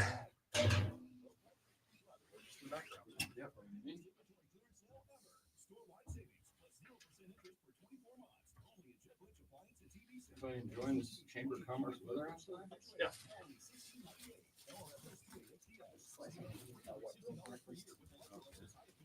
You just say my white girl breakfast. For my energy drink? Yeah. I have to expect you to walk in with a green shake. Yeah, exactly. Too unhealthy. You're not bringing in a Stanley Cup Yeah. campus down the street. Big job, cop. Like, follow big. Yeah. Classic.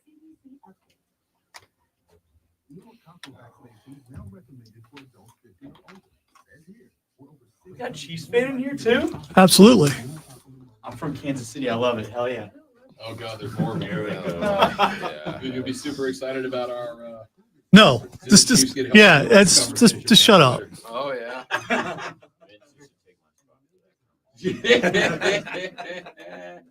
Dark magic. No, listen, she doesn't practice dark magic. She practices white. It's Taylor Swift. We all know that. I mean, that's the narrative. Taylor Swift is the reason why that Kansas City is probably going to Magic or glittery magic. Glittery magic. All right, big dog. I'll have you grab a seat right there so I can make sure I got your camera lined up. Pretty sure we should. Cool. Oh. And you guys are all welcome to hover creepy in the background if you want. So we'll do one, but we're going to take it a little bit long. So we'll take them to like 8:24 or something. Yep. Yeah, I was going to say that way because I saw the. What is up, friends? It's Rob Brown. I hope you're enjoying the show. If you're not, I don't know why you're here, but I am glad that you are. Hey, do us a favor. Whether you're enjoying it or not, would you mind sharing this around your social media, please? And thank you, Twitter, X, whatever you call it. I don't care. Instagram, Facebook, TikTok, it doesn't matter to me. Help us get the good word out. We're trying to get famous and rich, and we can't do it without your help. So, The Rob Brown Show is on all social media, or share the YouTube channel, the Facebook page, wherever you're watching this, and we'd appreciate it very much. Now, let's get back to the show. Stick around. What is up, friends? It's Rob Brown. I hope you're enjoying the show. If you're not, I don't know why you're here, but I am glad that you are. Hey, do us a favor. Whether you're enjoying it or not, would you mind sharing us around your social media, please? And thank you, Twitter, X, whatever you call it. I don't care. Instagram, Facebook, TikTok, it doesn't matter to me. Help us get the good word out. We're trying to get famous and rich, and we can't do it without your help. So, The Rob Brown Show is on all social media, or share the YouTube channel, the Facebook page, wherever you're watching this, and we'd appreciate it very much. Now, let's get back to the show. Stick around. What is up, friends? It's Rob Brown. I hope you're enjoying the show. If you're not, I don't know why you're here, but I am glad that you are. Hey, do us a favor. Whether you're enjoying it or not, would you mind sharing us around your social media, please? And thank you, Twitter, X, whatever you call it. I don't care. Instagram, Facebook, TikTok, it doesn't matter to me. Help us get. And away we go, ladies and gentlemen. The third hour of the Rob Brown Show starts right now. It's the fan upstate, Rob Brown, the great one, Lonzo, and you. Phone lines open, 844-326-3663 is the number if you want to get at us in that direction. That is also the text line number if you want to get at us in that direction. You are, of course, welcomed and encouraged to do so. For those of you watching on the stream, catastrophe and chaos in process. But welcome to the show. Like, it's what happens when you get me out of bed that early in the morning. We are now very happy to be joined by a young man who drives the number 71 Chevy Silverado for Spire Motorsports in studio and on the stream. Although I don't know technology, dude. I don't know how y'all do it. Raja Karuth joining us. What's up, big fella? Good morning, guys. Thanks for having me here this morning. Yeah, glad to have you. Listen, we're going to talk racing here in a minute. You just rolled up in that Commander's hat. Dude, my entire adult life. So, okay. And the resident Chiefs fan. There's two Chiefs fans. Yes, there are, and they have not stopped chirping. Yes. We'll get to them in a minute. So let me preface this by saying, personally, I am more of a basketball and track and field and soccer guy than football. Well, it's because you're a Commanders fan. I mean, yes, but also one Oklahoma drill in Pop Warner in like 5th grade, and that was it. And I kind of quit growing myself. But anyway, but yeah, I mean, from living in DC, going to school there, and really growing up in the DMV. It's great to see the resurgence of the city and kind of the cultural impact that Jaden has had on the team, but also the new ownership, and then just the different culture that's kind of going around the city from a sports perspective now. I mean, I remember when the Capitals won their championship, same with the Nationals a few years ago when I was finishing up high school. And so those were great experiences to kind of witness, and to see kind of the Commander's turn is awesome, and hopefully I can add my legacy to that of DC sports. What I saw this year out of Jane Dales, which, by the way, 22-1 rookie of the year bet before the season started. Dude's going to be a stud. Yeah, like that a lot. I got a buddy of mine who's a Commanders fan back home, and they have not stopped talking about it. And frankly, I don't blame you guys. Good player. Good ball player. It's just because I remember when RG3 was drafted, and I remember I'm not getting into that. Overall, it's just great to see, and I think also the Wizards, although the record isn't good, I really like the young core that they have with Keyshawn George and Alex Sarr and some of the young guys we have on our team. So excited to see the growth of the Washington Wizards. Because I remember, with Bradley Beal and John Wall and Marcin Gortat, that team should have been so good. A really solid team with like Paul Pierce and them guys, and definitely was hoping we beat Avery Bradley and the Celtics, in the Eastern Conference Finals. But anyway, good future, I feel like, for DC sports, especially with the Commanders. Like that a lot. Raja Karuth joining us here in the studio on the Rob Brown Show and the fan ups. They are, big dog. Let's talk a little racing here. You're driving on the Truck Series. I want to start with this because as we promoted this segment throughout the week, and I was telling people you were coming in, the question I got asked a bunch of times, and I know it's kind of like starting at the top and then we'll drop back down, is what is the difference between driving a truck versus driving a more traditional stock car when you're out there on a NASCAR circuit? Yeah, I mean, there's honestly a lot of similarities. I think that obviously a big difference is that the bodies are different, but in terms of kind of the construction of the chassis, the suspension, I mean, the fuel we use, the tires, like all of those are super similar, especially compared to the Xfinity Series that is 1 tier above us. The Cup Series has kind of gone on a different route the last, 3-ish years with its next iteration of evolution with their new car, and that's kind of something different than traditionally has been in NASCAR with sequential gearbox and the different tires and all that stuff and different bodies. But really, in layman's terms, outside of the bodies, there's not much differences. The horsepower is similar. We run the same tires as the Xfinity Series does. Our races are just a little bit shorter sometimes. We get to go to different racetracks. Last year we were able to go to Circuit of the Americas in Milwaukee.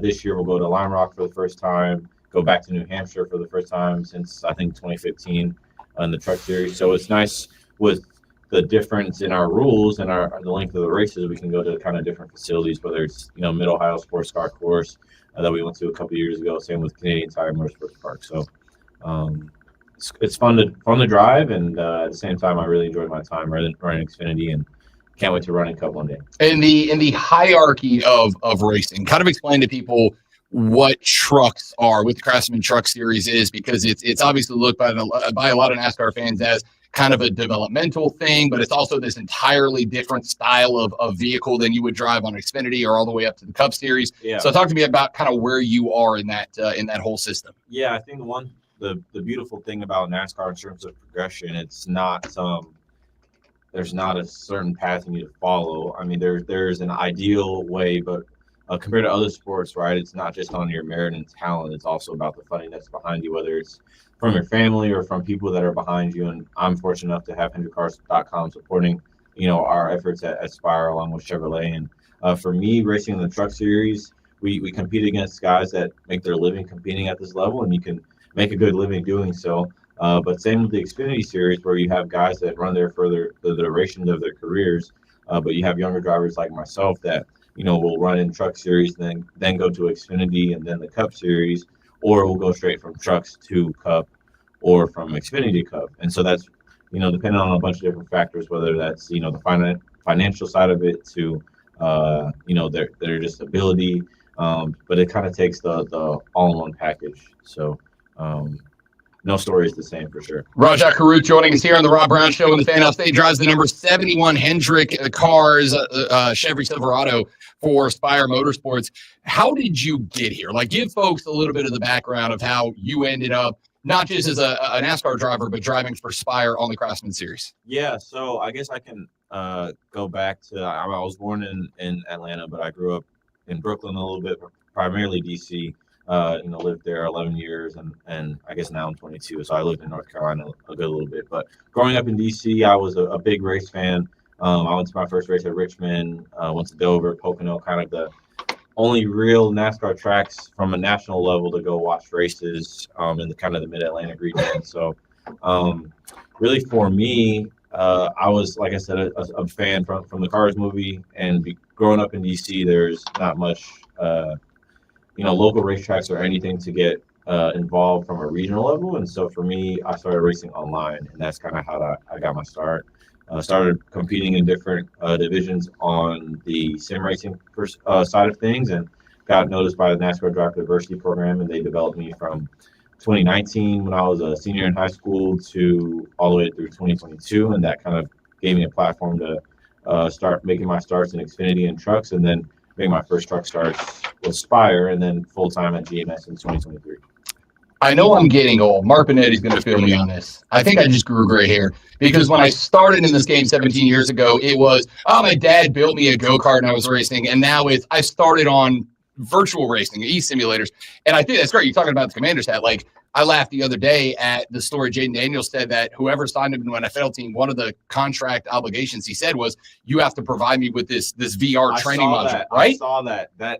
I was wondering if that was real, Yeah. because it's the internet, right? Yeah. But I literally saw that, and I was really wondering if that was real. Yeah. So that is really, really cool, because that's super similar to really how I've kind of just build my career, not just from a learning how to drive standpoint, but from a branding perspective and marketing perspective as well. Yeah, I mean, That's really cool. it almost comes across as a joke. There was like a Swiss company who built this VR platform, and they brought it to LSU, and he credited that for his Heisman run to the point that he said, wherever I go in the NFL, I'm using that. And I say like, oh, it makes me feel old that all these young drivers are like, I grew up on the Cars movie and e-racing. But at the same time, like, if you gave me 2 days to prepare for a race, what would I rather do? Go run shorty go-kart tracks or get on a simulator that all of this tech and work has gone into? I imagine that's an incredible, valuable asset. For sure. I think that you can look at it 2 different ways. I think you look at somebody like Max Verstappen, he's a 4-time F1 world champion and sim races all the time. You know, same with other F1 drivers like Lando Norris, and not to mention the really skeleton of a ladder system that they have overseas with their way to get to Formula One with, you know, F2, F3, and all the other divisions that I have zero knowledge about. And it's a great entryway to racing in real life, but also at the end of the day, right, you have to have that understanding of the tire and what things feel like on a realism perspective. And so that's always the thing to really draw the relationship between sim racing and real life. And so you look at someone like William Byron, who is a NASCAR Cup Series winner, perennial championship contender, and he started like I did on iRacing. And to go with his sim racing, he had so much experience, whether it was in legend cars, late models, you know, doing it with some of the best teams and having that experience. So that's, I think, an imperative thing to have, of not only competing online and getting those skills from an online perspective, but pairing it with the real life experience. And you see it with Jaden, obviously, with not only the VR training that he was able to do, but obviously the hands-on training that he's able to do with his coaching staff and everything. So, keep it a buck. Good excuse to tell Spire you need like a really dope gaming setup at the crib, right? I've already got one. I've been at it. And, you know, Chevrolet has a great simulation program, or General Motors, I should say, for not just the NASCAR side of things, but for our Cadillac sports car teams, our IndyCar teams, and even the F1 program. I was gonna ask. So, is there like special advanced sims that you guys have access to? Yes, there is that. I would say not the average person can go and drive. Pretty much for on the NASCAR side of things, every Chevrolet, Toyota, and Ford all have their own facilities with these simulators, and it's honestly like kind of a semi-big IMAX theater with a moving cockpit and airbags that simulate the brake pedal and everything. So it's pretty cool technology for sure. Britton, I need you to hook up a field trip, buddy. It's on. Charlotte Technical Center for GMS. Benetti, get on it. Raj Caruth joining us here in studio on the Rob Brown Show and the Fan Upstate. All right, if I had to ask you right now, so far, Craftsman Truck Series, obviously working our way up towards Cup down the line. If I had to ask you right now, your best memory, your best moment from a track or maybe behind the scenes or whatever that you think makes a great story, what would it be? I don't know. To be honest with you, I guess it's something I've experienced. I think every year we go back to race at Richmond, whether it's in the Truck Series or the Xfinity Series, and that was the first place I went to when I was a young fan. And so every year we go and we bring fans, young fans, whether it's kids from Boys and Girls Clubs or DC Public Schools or different summer youth programs, and bring them to the racetrack at Richmond. And it's a great big deal for me to have them at the racetrack and give them that first experience of being in the industry. And I think that's personally important to me, because otherwise a lot of those kids would have no clue about this different world that's out there. And so I think that's personally really important to me. So every time we can bring kids to the racetrack, especially to Richmond, you know, which is, you know, right down the street from DC. It's not down the street because of traffic, but you know, the closest track to the district. And you know, I was that kid, you know, not even that long ago. So it's super important to me to be able to do so. I think it's interesting. We've had this conversation about how sports, especially legacy leagues and organizations, might be kind of struggling to connect with the next generation of sports fans, because there's so much out there in the way of entertainment, right? Like there's a million streaming services, video games everywhere. I wish I love cable. Like there's so many different streaming services now. I wish cable, like I have YouTube TV. We're almost back to cable. Yeah, with so many of them, right? In a way, yeah. But it's crazy because you have all these different bills. But So as far as like connecting with that next generation of fans, I have said for a very long time, the best thing that any organization can do is ask of their athletes to do that, is to ask the people that we don't turn in to see the commissioners meetings. We watch games. We don't tune in to hear what the France family has to say. I tune in to watch Logano and Kyle battling down turn 4 in Daytona, right? What level of responsibility to bring that next generation into the NASCAR world do you feel, especially when, growing up running on e-simulator, something that didn't really make an appearance until I was in my mid-30s, you have a unique way to bridge the old generation of NASCAR fans and the next generation of maybe NASCAR fans. Do you feel some responsibility to fill in that gap? Yeah, for sure. But honestly, I really welcome that because I just remember being a fan for so long. Like, I didn't start driving until I was 17, and everyone else that I'm racing against started when they were 12, 10, 8, or younger, right? And they've kind of been able to just go up through the ladder and been really placed in these situations to learn how to drive. Whereas, my dad and I really just took advantage of opportunities that were there, but also had to even fight to get our foot in the door. So I remember being that kid in high school. I had this internship as a junior at the George Washington University at the Charles Smith Center, where the basketball team plays, volleyball team, and all that. And I had an internship in the box office, and every day I was just dreaming of just getting involved in racing and somehow. And I just started iRacing, and at that point in school, you're wondering what's the next step, whether you're going to go to college, whether you're going to play sports or go straight into the workforce. And so I just remember those days of just dreaming about being a part of this industry and being a driver. And so fortunately now I can say that I'm a driver and I'm on my way, hopefully. And so with that being said, I really just cherish it. And it's not any pressure. It's a responsibility that I really honor and cherish. And so it's really important to me to do my best in doing so. I like that. And I like that because I have felt, I was not a NASCAR guy till I got to college, met a buddy of mine who I'm still friends with that was very into it. And I didn't get into it until he told me one time, come with me to a bar, gonna watch a race. I'm buying the beer. I will teach you all the things beyond go fast, turn left.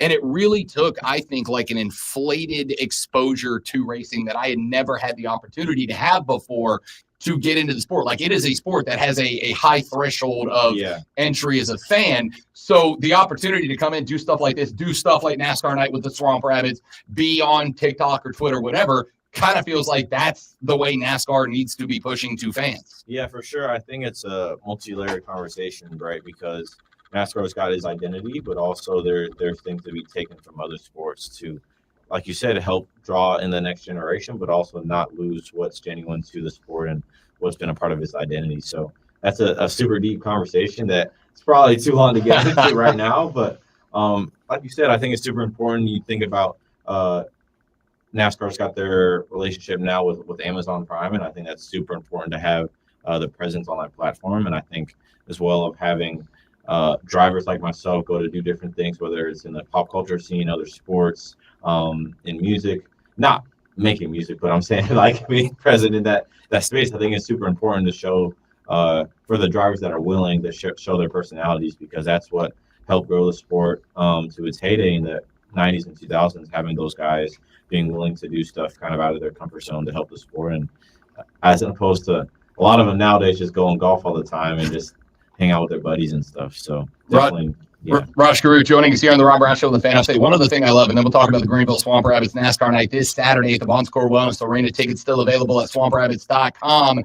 One of the other things that I think NASCAR is doing, and it maybe took them a lot longer than some of us would like, but it is happening, is putting an effort on increased diversity on and off the track. You've got guys like Bubba out there spinning circles. You've got Michael Jordan coming into the ownership group, other actors on the outside, guys like Magic Johnson. It is becoming a sport that is not just accepting more diversity, but embracing it and pushing it. How has that been in your eyes as somebody who is relatively newer to the biggest stage? Have you noticed that? Has it felt like a difference for you on the big scale versus some of the smaller tracks, et cetera? What's been your experience in that world, if you've had one? Yeah, I think the way I see it is that I'm living proof of that change in the guard of, who can become a driver and the welcomeness of the sport. And it's been nice to kind of see that, and not just drivers like myself and obviously Bubba racing in the Cup Series and LeVar Scott in the ARCA Menard Series, but you'll see in lead engineers and marketing directors and coordinators and people that work at NASCAR corporate. I think it's living proof of the changing of the guard and really for the better in the sport. So it's great to see, and I hope that it continues to be an actual thing, because it is, and it's legit, and this hope it continues to be that way as I grow into the weeds of the sport. Love that. Love that. Rajah Caruth joining us here on the Rob Brown Show, drives the number 71 Spire Motorsports Chevy Silverado on the Craftsman Truck Series. And in town this Saturday, the Greenville Swamp Rabbit hockey team with NASCAR. Hockey and NASCAR. Like, it's the weirdest crossover this team does. And yet, it's their most popular night every year. How you said earlier, you remember the Caps getting theirs a couple of years ago. Love watching Ovi play. Like, what an absolute dog. He's gonna get Gretzky this year, right? 100%. On a broken leg, which is insane, but yeah. My man missed like 16 days with a broken freaking leg. I roll my ankle, I'm out 2 months. Dude, I don't He's a machine. He's a machine. Talk to me a little bit about this crossover between Spire Motorsports, Spire Hockey, obviously owners of the Rabbits.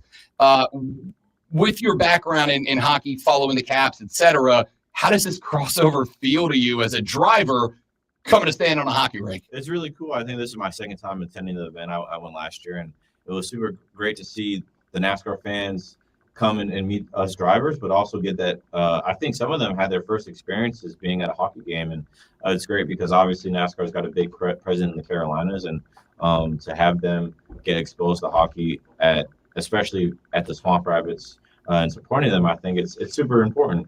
So I think for me, it's great to see kind of just new people getting exposed to different things. I think that's one thing that's important about racing, is where you get exposed to new experiences. And I think NASCAR night is no different. So it's going to be great to see. Have we gotten you on skates yet? Oh my. Okay. No. Can we get you on skates? I have a bad story about ice skating, not even hockey. Okay. So I was probably 11 and we were off from school. So my mom took my sister and I ice skating. I didn't know how to stop. So I slid and I pulled my mom down and she broke her wrist. Yeah. So this is probably not a good idea. Dude, I was waiting on you with the I ate it and you just went, I ruined my mom. Yeah, no, exactly. Sorry, Mom. Have you seen a therapist for it yet? Has she seen a therapist for it? No, but it's okay. It's Mom. She forgave you eventually. Eventually. How pumped up are you to get out there on Saturday? I mean, listen, like I said, we've done this the last couple of years. It's a sellout night every single year. That place is absolutely rocking.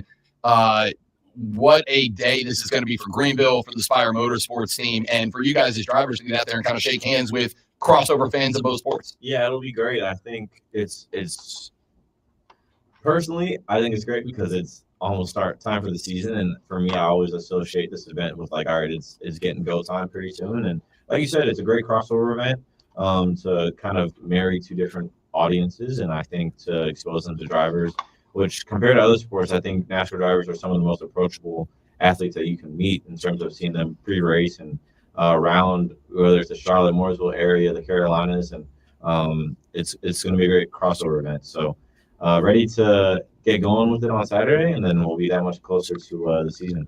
Daytona 500 just around the corner, full-time Craftsman Truck Series.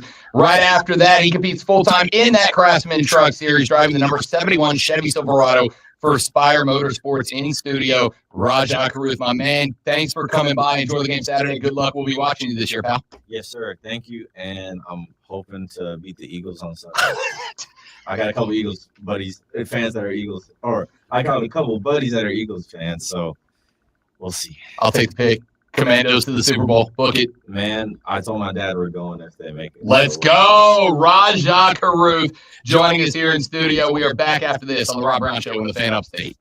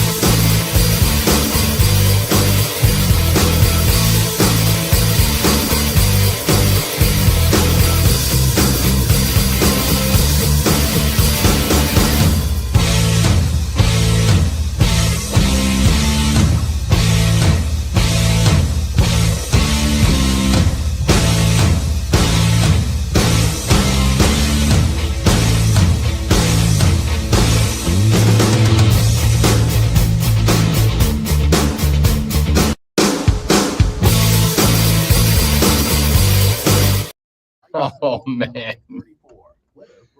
We're gonna bring that up for a minute. I have to get in on that. Well, since we have a short segment. Yeah, wow.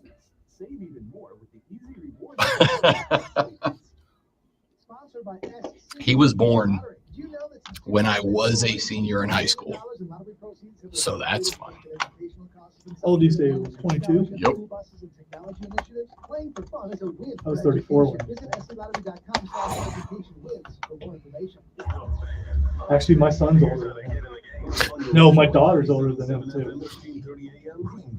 So, I mean, oh God.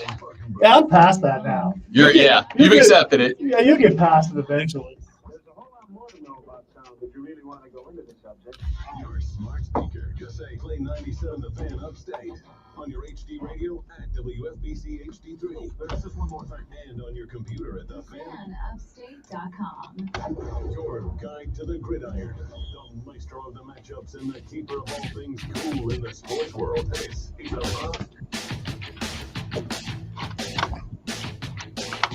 All right, so we got to get back on the clock. A long interview there with Raj Caruth, driver of the number 71 Hendrick Cars Chevrolet for Spire Motorsports in town for the Swamp Rabbits NASCAR night game on Saturday. Phenomenal interview. I'm going to keep it a buck.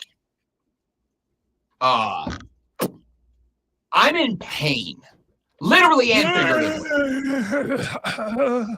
Raj Caruth. I enjoy whenever we get the opportunity to drive to talk to a driver for an interview at any level of any style of racing.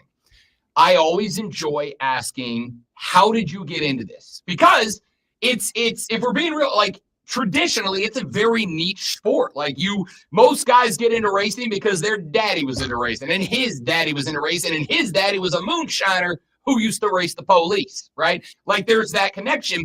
But over the past couple of years, the sport is very much opened up. So I enjoy asking guys, how did you get into the sport? How did you find a love for racing? And when I was in my early days of this career and we would interview NASCAR drivers or Truck Series drivers or whatever, they all kind of had the same story. Dad bought me a go-kart. I raced that. I loved doing that. I was good at it. So he bumped me up and he was taking me to the local track to race, shorties or whatever it was going to be. And then I just one day caught my break. Hey, Raj, how did you get into racing? Well, I watched Cars and then I played a video game. And that's the thing is, it's not that that's the story of Raja Caruth. It's that's the story of all these drivers now. And I think it's a great thing for the record. But remember when the pandemic hit, and it was NASCAR season when that happened. And when NASCAR was trying to balance, like, how do we run races? Because NASCAR tracks rely on their gate more than, say, the NFL relies on attendance in a stadium. NASCAR relies on the gate. So they're like, how do we balance? Do we race? Do we not race? How do we handle all of this? And one of the things that NASCAR did, and I gave NASCAR credit, I think they were the cutting edge of this. I think they were the most dynamic and ingenuitive group from the beginning. They said, strap our guys into simulators. Let's just show on television a sim race just like we would the regular race. They brought in Jeff Gordon and guys to do the call. They boogity-boogity-boogied it. Like they ran a sim race, but they treat it as if you were watching a live NASCAR race. And I thought it was brilliant, right? You don't have to have the drivers leave their house. You don't have to have the color and TV guys leave their house. They can do it all right there at home. I thought it was brilliant. It was cutting edge. And that's just the way it is now. So now all of a sudden, because NASCAR, it used to be that to get in, you had to have somebody build you a go-kart, and then you had to be able to go race late models and bombers and midgets and all these other car types at your local track. Midget, so it's a vehicle. It's a type of vehicle, actual, correct? Yeah, don't. So you used to have to go do all of that, and that's not cheap. And it's certainly not cheap if you're not winning races when you're racing on basic equipment, right? But now you need a handful of $100 in a room. And you can put up a computer monitor, hook it up to an Xbox, throw a racing sim steering wheel and shifter and whatever, and you can find out, am I good enough to justify diving in? That's what happened to Raj. Turns out he's a Craftsman Truck Series guy. Kids, when mom's getting on you about you playing a video game, just bring him up and say, look, he is one of many who started out playing video games. Now he's actually racing for a living. Mom, I'm trying to do my thing here. It's almost, at least if you want to be a driver, that's not really a joke anymore, right? That used to be a joke. It used to be like, oh, I'm going to play video games for a living. And now with A, the rise of Twitch and these other streaming services, and B, iRacing is one of the most popular video games out there of any genre right now. You can jump on an iRacing at any point, and there's 100,000 people around the United States in ranked competitive races. He brought up William Byron. William Byron is a NASCAR Cup Series champion contender year after year after year. And that man started by popping up an iRacing simulator in his bedroom and just learning how to drive and figuring out, oh, I'm pretty good at this. Maybe I do try it at a local track. Turns out he was pretty good at it. I think that is absolutely fascinating that as we watch, at the end of the day, basketball and the NBA and the NFL, I mean, they can advance, right? We talked a little bit about Jaden Daniels and the fact that he credited his Heisman run at LSU to this VR football simulator, teaching him how to see defenses. To the point that when he got drafted, he said, whoever drafts me, you got to get me one of these VR systems. And the commander said, okay, right? The fact that this is a mainstream sport in NASCAR, that it's almost at this point like the price of entry is that you had to have grown up on these sims to learn the basics before we put you on a track. I think it's incredible. Hilarious. And you also have to be a fan of Mater. It doesn't hurt. We saw Larry the Cable Guy at the BMW Pro-Am a couple of years ago. He wears Mater golf shoes. They're fantastic. I think it's great that if I said, what sport do you think is most on the cutting edge of developing the next future athletes? NASCAR? Come on. But it is. All right. Now that I've made Lonzo run the bed twice, let's take a break. It's the Rob Brown Show. Talking NFL next on the Fan Upstate.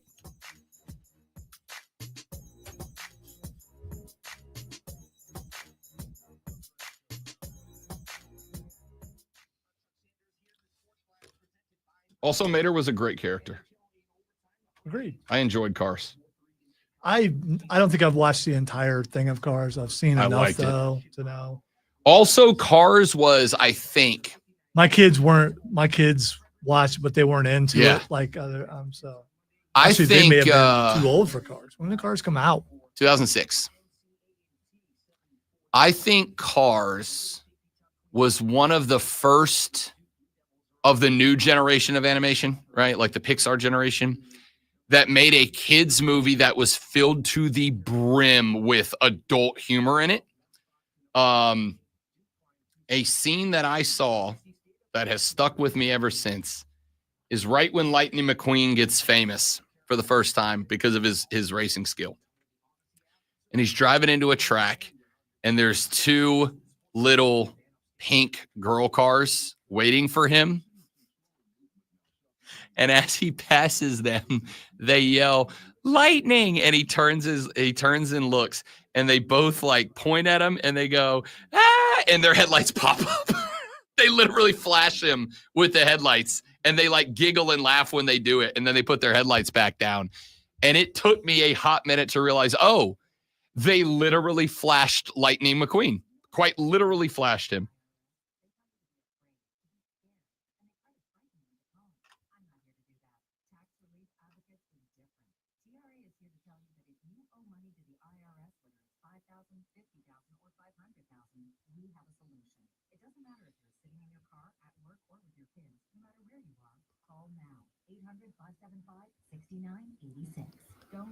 Have you seen the George W. Bush video that's basically a meme everywhere now? Mm-mm. Oh, dude, it is. Am I allowed to look it up without ruining a segment later? Yeah. Okay. There's no audio involved. I mean, there probably is, but you don't need it. What do you search for him on Twitter? But just W? I don't know. It just showed up on mine. I mean, I haven't seen it yet. Showed up several times. Mostly about when the edibles kick in is what a lot of people are saying.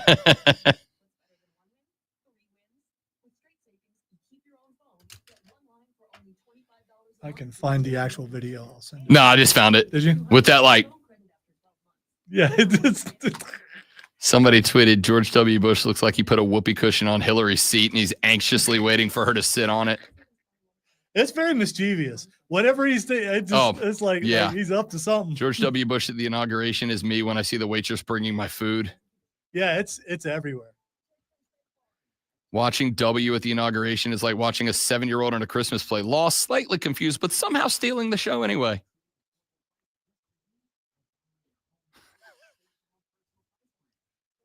That will be used forever, probably.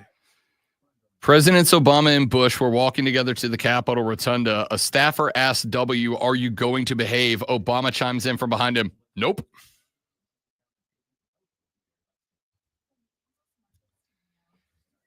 W does very regularly look like he is having to hold himself together, like all the time.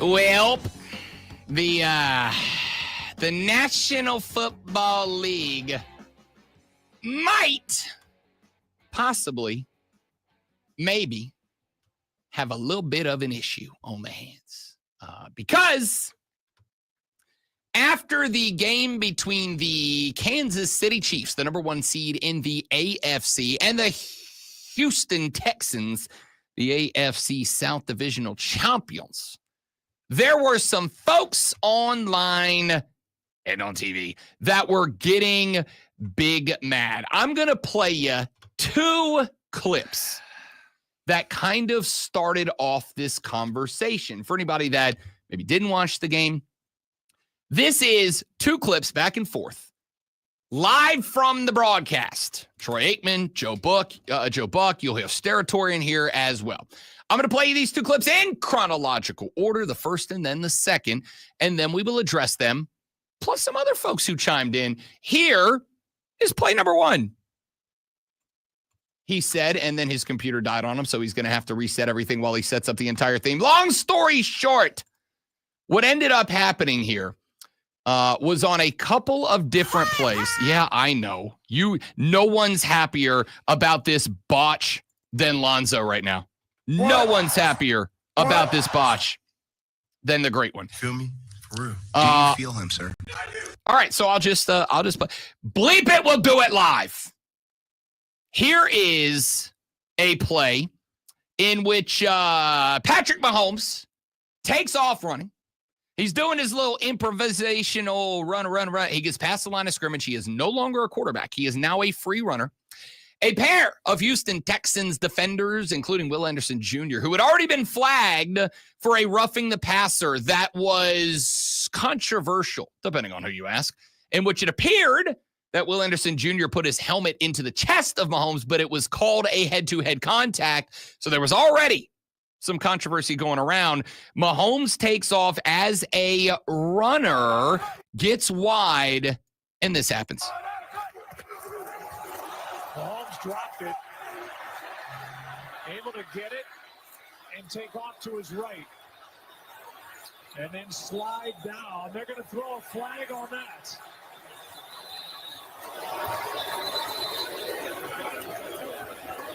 I mean, it was a late slide, but they throw the flag, and it was Clay Martin who threw it. Personal foul. Unnecessary roughness. Defense number 39. Oh, come on. 15-yard penalty. Here's the end of it. Yeah, I mean, he's a runner, and I could not disagree with that one more. And he barely gets hit. That's the second penalty now that's been called against the Texans. Yeah, Troy, I agree with you. There's no forcible contact to the head neck area of him. The 2 Houston players hit each other. That should not have been a foul. And if they've got to address it in the offseason. You can't, as a quarterback, run around and play games with defenders and then be able to draw a penalty. That was over a minute of Buck, Aikman, and Steratore saying, "Not cool, dude. Not cool." Now, I watched that play initially after it happened. I had some family stuff going on during that game. I was kind of checking in and out as I was handling some real life stuff, unfortunately. So I saw the play on social media. And my immediate reaction was when I saw the still and the slow-mo, I went, oh, he slid. I went back and watched it in real time. And this is where we are going to butt heads because this is going to be subjective from left to right.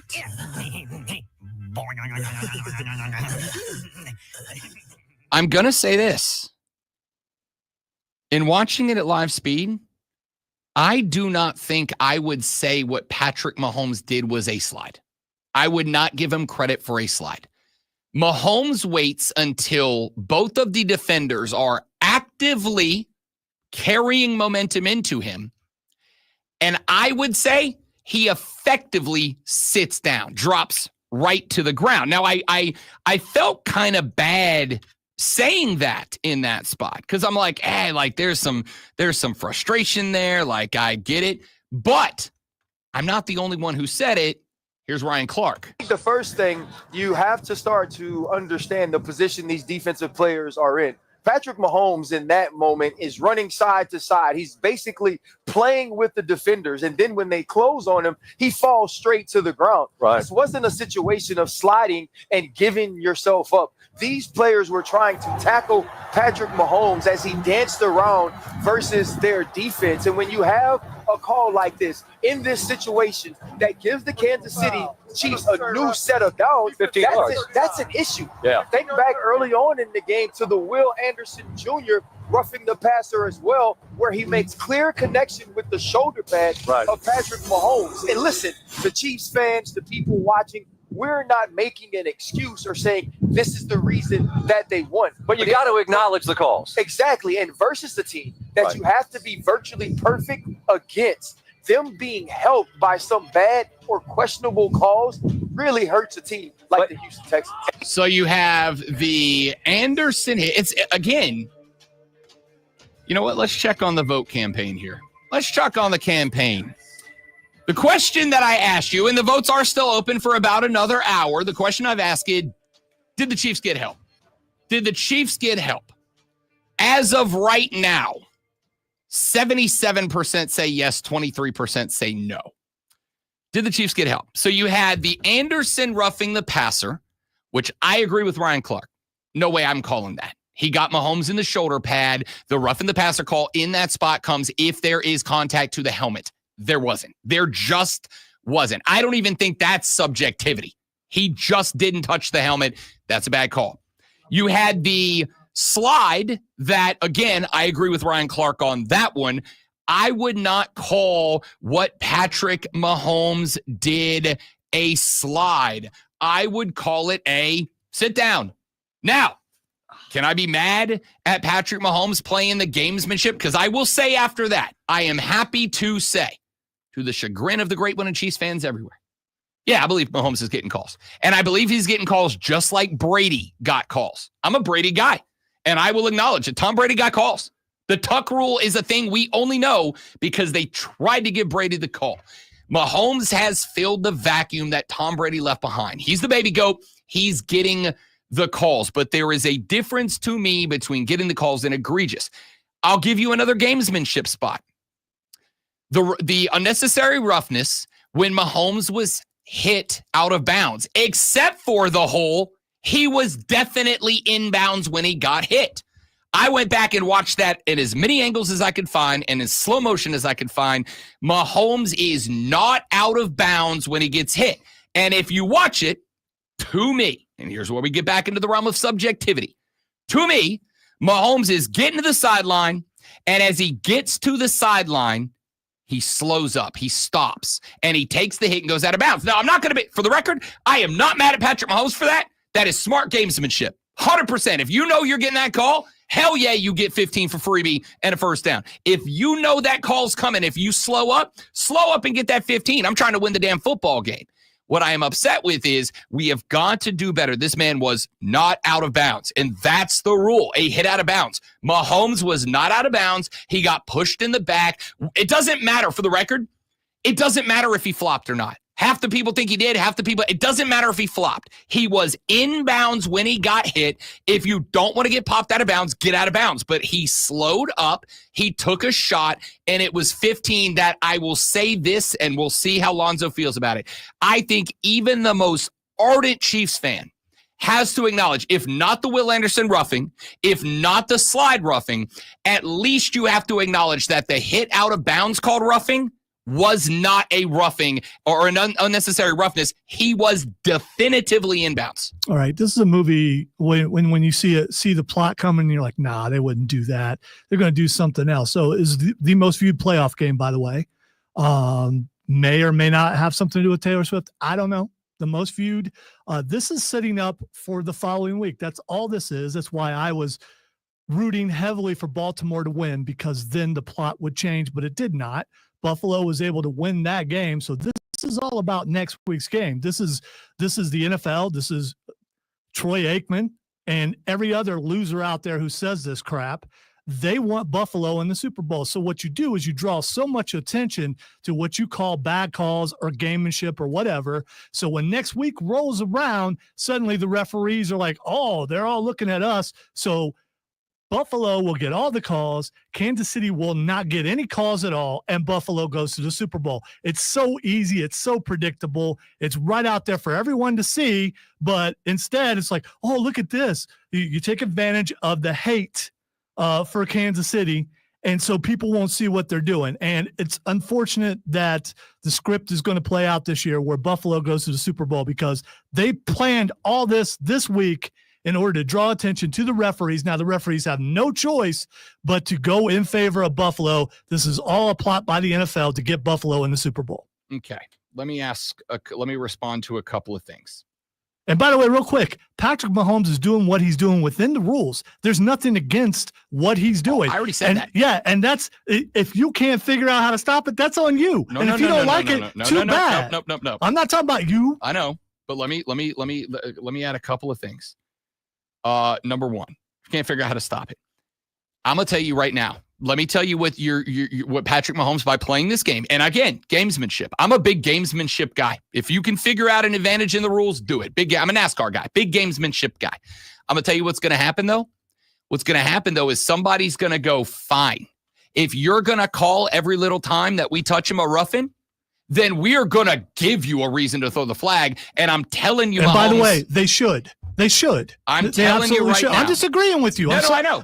I know I'm interrupting you, but I'm agreeing with you that he's probably going to get hurt pretty bad because of this. That's a chance he's taking. And if I'm a defender and I know I'm going to get the call anyway, I'm bringing it. Mahomes is going to get dusted at some point. He's going to get vaporized. And he knows that. Because and he's willing to take the chance. A Will Anderson Jr. is going to come off the edge, is going to have an open run at Patrick Mahomes, and he's going to go. They're going to call this anyway, so I'm going to end him. And here's the other part.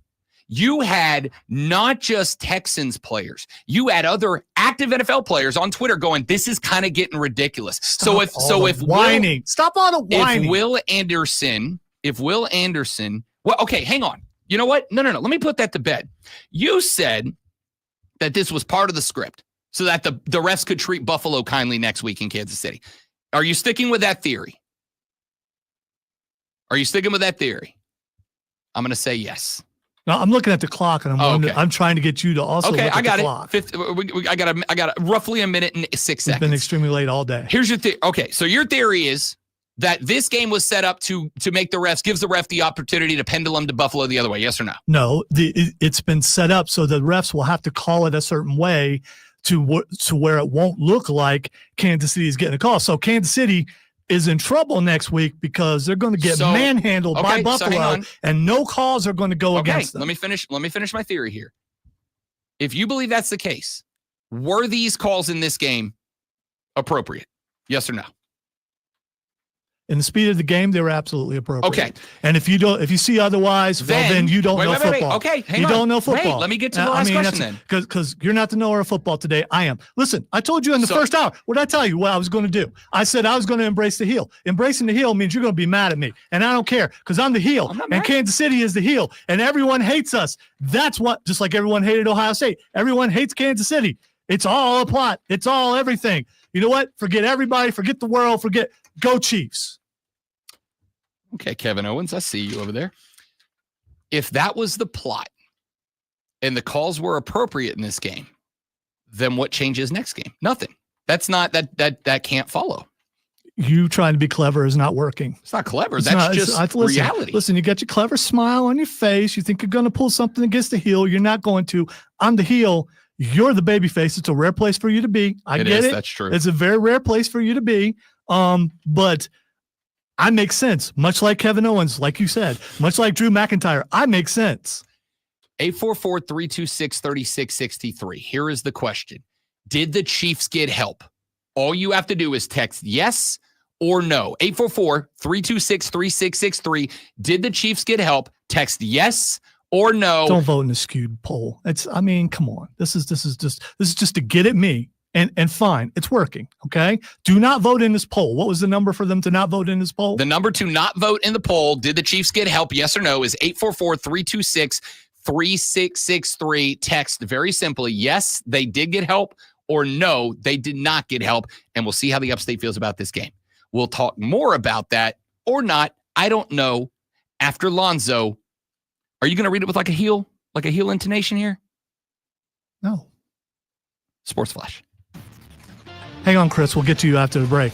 The Ohio State Buckeyes, another villain, are your 2024 national champions after a 34-23 win over Notre Dame last night. Will Howard finished up an incredible postseason with 231 yards and 2 touchdown passes, while the Buckeyes ran for 214 total yards, including 102 touchdowns from Quinshon Judkins. The Buckeyes defense held Notre Dame to just 53 rushing yards. Both teams finished the season 14-2.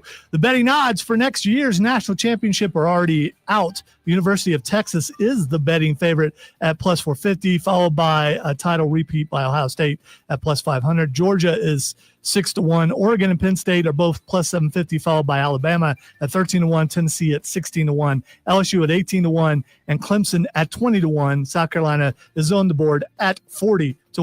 Tune in tomorrow at 5:30 as the Firm Paladins take on VMI right here on the Fan Upstate.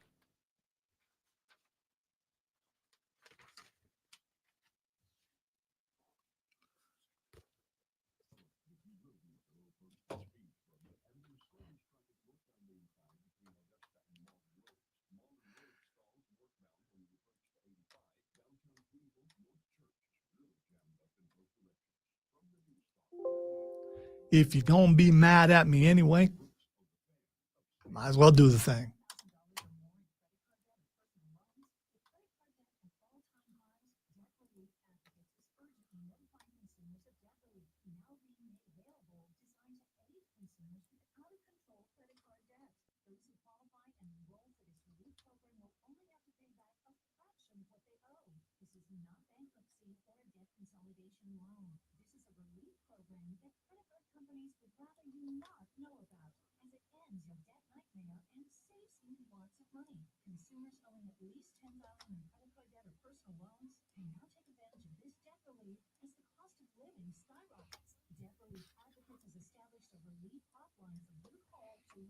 Sorry I didn't have my hair down for that. It probably would have worked better, you know.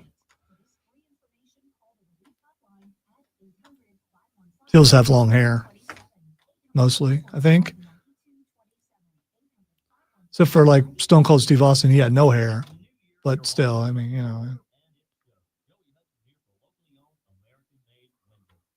Oh, what did I do? Where is hour 2? Holy crud.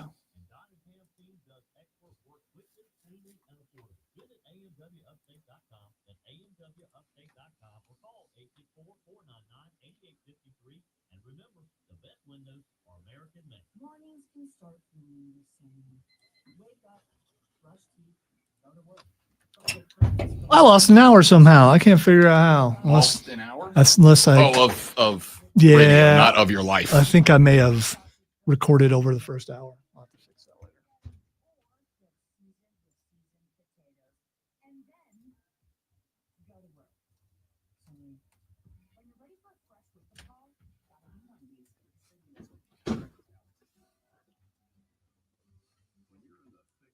Chris is still hanging on. I'm sure he'll have something disparaging to say about me because he always does. That's fine. Ooh, no, I did not. But, ooh, okay. Now I got to do, I just never saved it. Cool.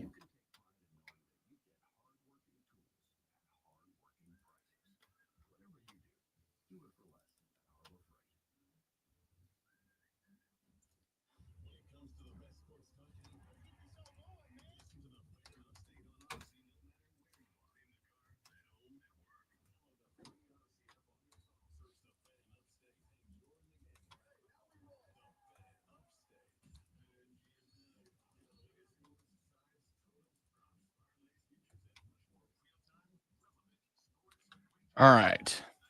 Chris on the phone and some text to run through. Cool. We'll go to Chris right out of the gate. Okay. Don't forget Elvis Gerback. Elvis Gerback. That's the first time I've heard Elvis Gerback since the last time Lonzo said Elvis Gerback.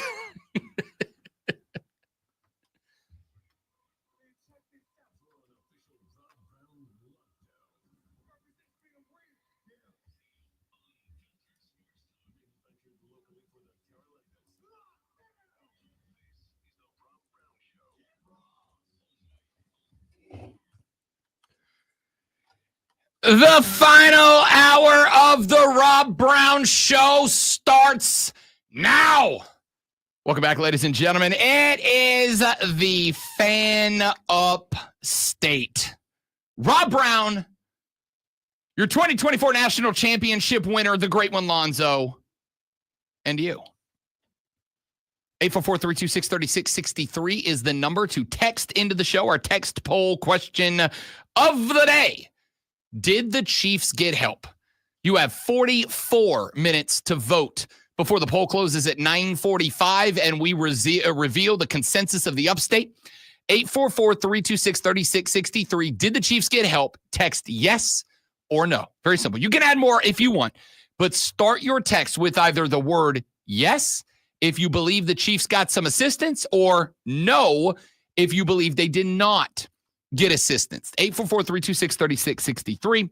That is also the number to call into the show, as Chris has and was kind enough to hang on through the top of the hour break. Chris, appreciate you, big dog. Welcome to the show. I know I said Chris. It's because I'm talking fast. I don't know what to tell you. Chris, welcome back, big dog. I am not the sensei of Cobra Kai, but I do appreciate the introduction, Rob. Sweep the leg, Johnny.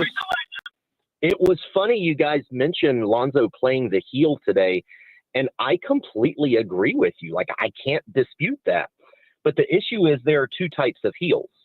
There's the heel like Kevin Owens, who is really right with what they're doing. And then there's the delusional heels like Austin Theory is.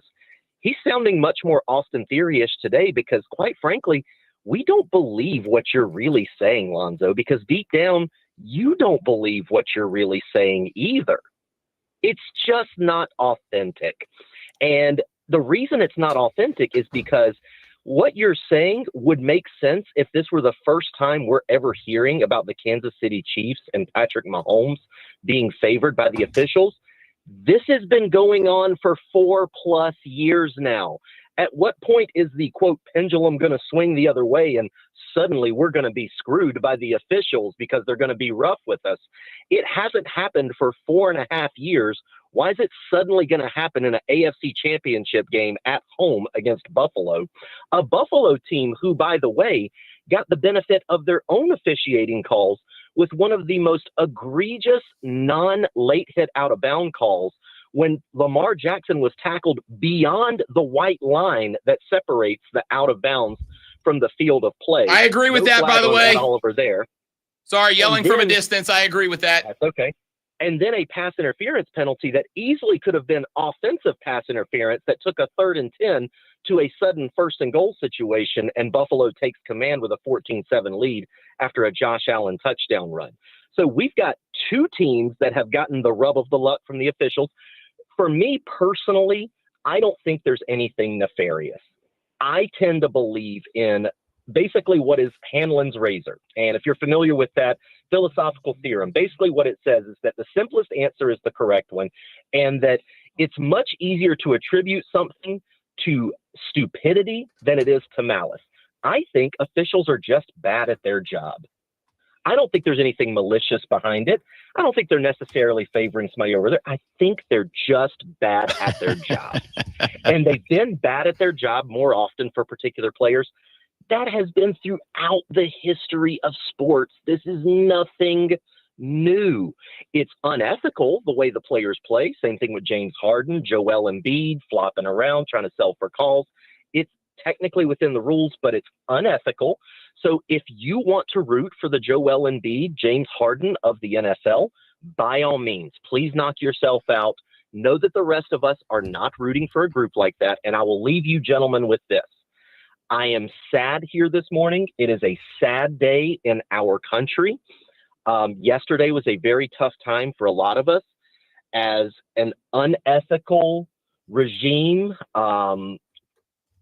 He was going Ryan Day, bud. He was 100% coming back to sports. I guarantee it. He was going to set that up to sound the way you thought he was going, and he was going to kick the legs out with the Ryan Day take. Well, I guarantee it.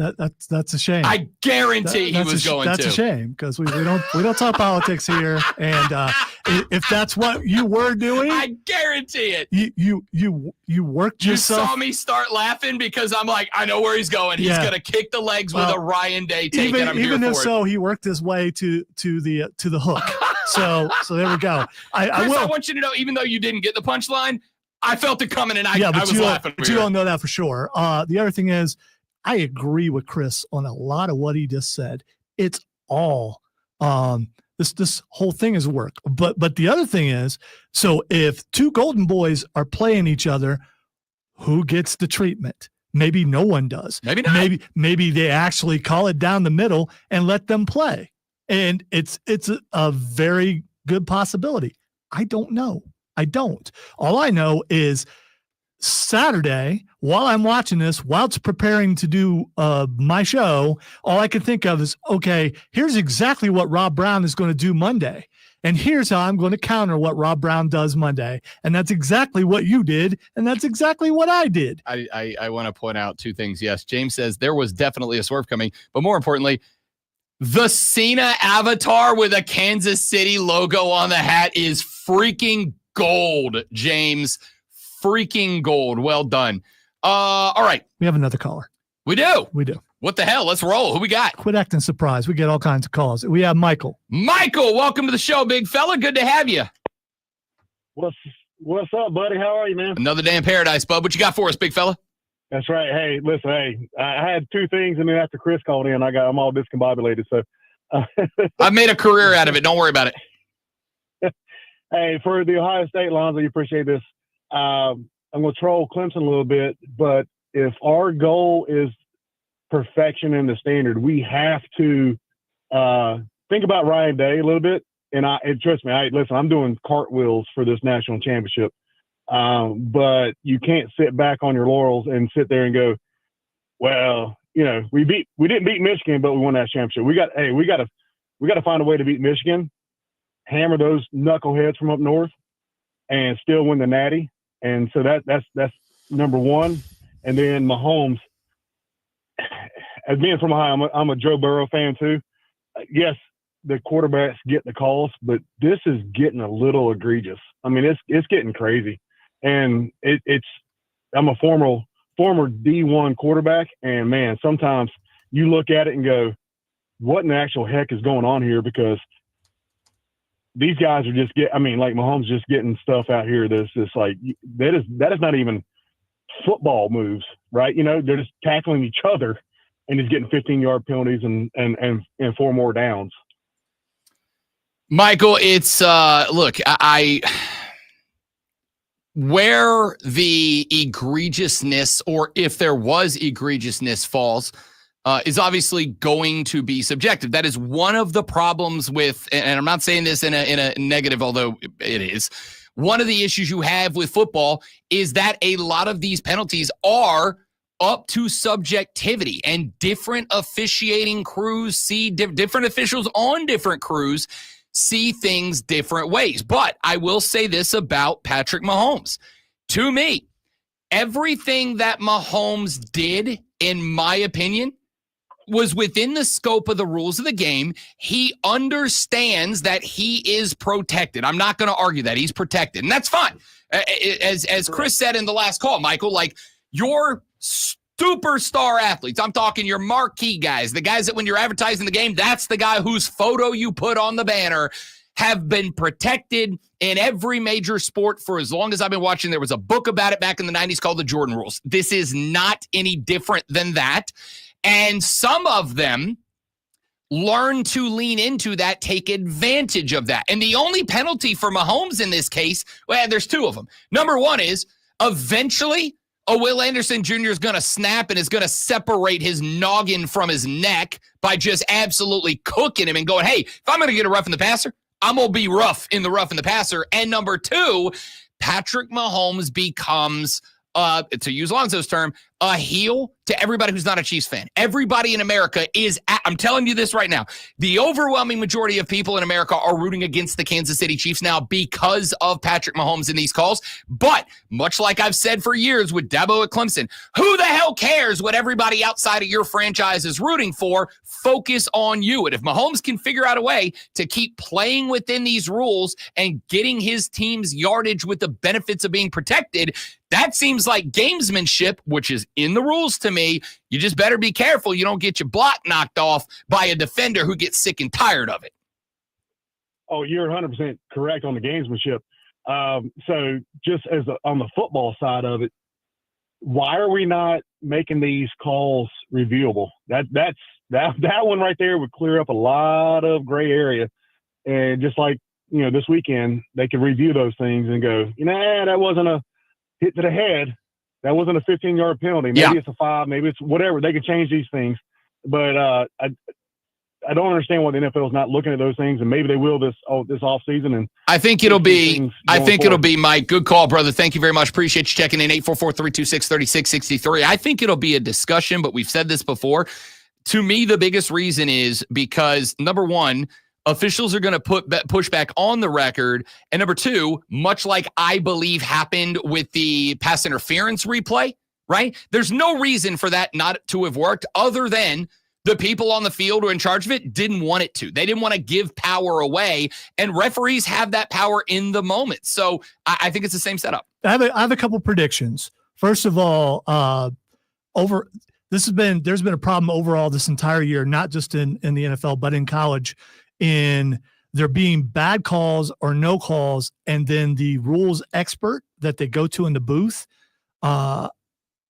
disputes what's on the field. I predict that the rules experts are going to disappear out of the booth because all they're doing right now is making the guys on the field, making the calls look bad. So I predict the rules experts are going to disappear from booths. They're not going to let's go to our rules expert and see what he says, because too many times this entire season, the rules expert in the booth has disagreed with the call on the field. So that makes college football look bad. That makes the NFL look bad. Those guys are going to disappear. I also have a prediction for Sunday, and we'll see. The rules thing, I really believe that's going to happen. We'll see. It wouldn't surprise me if there's not some sort of an apology from Aikman Sunday. Somehow he will work in an apology, he and Buck, about how extreme they went. Whether it's because Kansas City rules the world or because the NFL will look at it and agree that it was a bad look, how they did it, there will be some sort of an apology. I will tell you this right now. I would be more disappointed. Listen, at the end of the day, I think everybody a lot of, if not most people who get into a career where they speak into a microphone for a living, at some point receive a mandate to say or repeat or read something that they do not agree with. something they are not on board with. I cannot tell you the number of times in my career that I was told, read this PSA, and it's for a group or an organization or a cause that I don't agree with. And I get told, we don't care. Read it or don't work here. And then I have a decision to make. Am I putting my voice on this thing that I am against and keeping my job? Or am I bouncing from my job, becoming unemployed, but sticking to my principles? And it's kind of one of those spots where the real world's unfair and it sucks sometimes, that sometimes you have to make a choice. Do I stand on principle or do I keep my job and be able to pay my rent? Do I stand on principle and be able to look a cell phone camera in the face the next day and go, hey guys, I no longer broadcast for blank, but I echoed what I really believe in. But, oh, by the way, can you guys go fund me a few $100 to pay my mortgage? Because I'm broke now. Now, I don't think Troy Aikman's in danger of going broke. But if Aikman apologizes after, because let's be clear, I don't know how you feel about it. In that moment, that felt like absolute, genuine Troy Aikman and Joe Buck. He was angry. Yeah. He was definitely angry. And, oh, by the way, that's a quarterback. Yeah. That's a quarterback. And I don't know if it's specific towards Mahomes, but it sort of seemed like it because Mahomes is the one guy doing it more than anybody, but he's not the only one. He's not the only one taking advantage of it. He's not the only one taking advantage, but I think he's the most visible because they're on TV all the time. I don't think he's the only one taking advantage of it. I do think that he is getting more of a benefit from it than any other quarterback in the league. Like Michael pointed out just a minute ago, or Chris, one of the two callers in this segment pointed out, Lamar Jackson got devastated actually out of bounds by the Bills, and there was no flag on that. And it kind of goes back to the the Cam Newton days. Remember how Panther fans used to get mad because Cam Newton would take hits that other quarterbacks, like they get defenders thrown out of the league. Cam would take the same hit and there'd be no call. Why? Because he was a running quarterback. He's not a quarterback. He was a running quarterback, and he was so big that he was treated differently. And I will tell you that even as a Saints fan watching back in the Cam Newton days, I agreed with that take back then. Cam Newton did not have the same rules applied to him because of how he played and his stature that other quarterbacks had. There's a million different reasons. But the point is, and I think, again, looking back in Cam's career in retrospect, I think most fans now, with history as the judge, agree with the fact that Cam was treated differently because of who he was and how he played and his stature. Well, if that quarterback was able to be treated differently, yeah, quarterbacks get treated differently. I think Mahomes is, and like I said, I don't have an issue with Patrick Mahomes. He is playing the game by the rules. I was the dude that came off the bench in basketball to do what? Take charges and give fouls. It is within the scope of basketball to take a charge, which I was very good at, and take the ball away. Often it's a great move going to the bucket. Boop. There's that random dude who takes the charge. My ball. Or the guy that was sent in because we were down 3 and we needed a stop. So I go in and I just foul the crap out of whoever's got the ball. Rules of the game, right? Mahomes is playing within the rules of the game, but he understands where that area is that he is protected as Patrick Mahomes, that I don't think other quarterbacks have the same amount of protection. And he takes advantage of that, which, again, don't have a problem with. But there are 2 penalties to Patrick Mahomes. Number 1 is he is now, I think, maybe the most disliked quarterback in the NFL. As of today. Not forever, but as of today. I think maybe the most disliked quarterback in the NFL. Does that mean anything? Not really. Not really. Because if you're not a Chiefs fan, you already weren't buying his jersey. If you are a Chiefs fan, he's your favorite thing since sliced bread. You're already buying the gear. It's not like he's getting penalized financially for this. But the second penalty is the one I worry about long term. And Lonzo agreed with this. At some point, an inside linebacker is going to get a run at Patrick Mahomes for a sack. And he's going to think, as he bears down on Mahomes, no matter what I do, they're going to call roughing the passer. So I'm going to run through this bleep's chest. I am going to explode him like the baby monster from Alien. That's what I'm going to do to Patrick Mahomes. If I am going to get a roughing the passer, I'm going to put the emphasis on rough. And we'll see how it goes. Mahomes is going to get crushed by an angry defender who knows he's getting flagged anyway, so bleep it. I'm taking him out of this game. That's the other penalty that Mahomes has to be prepared if he's going to keep taking advantage of what the referees are giving him. I'm not mad at Mahomes, but I'd be real careful if I was him. We'll see how it plays out. All right. There was one more thing this weekend that I have to address as somebody who hosts a gambling show. Also came from the Chiefs game. Not the Chiefs' fault. Back after this on the Rob Brown Show in the Fan Upstate.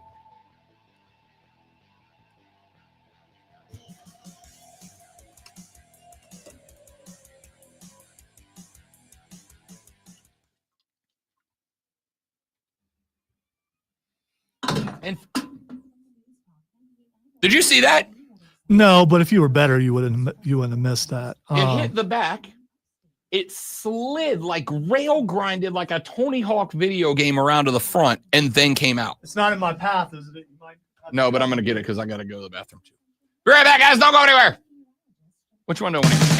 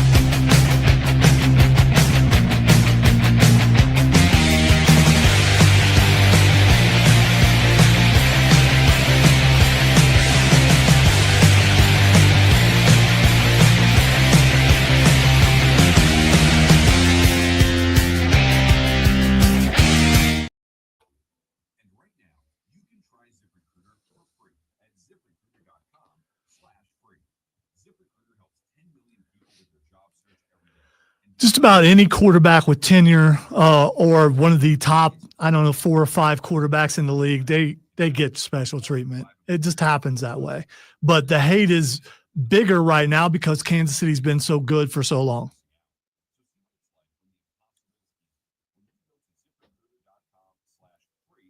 And statistically, I haven't looked at it, but according to the media, so it's got to be true, this has been a really bad year for Patrick Mahomes. But still yet he gets the treatment. But so does Josh Allen. Normally, Lamar gets that treatment unless he's playing Josh Allen.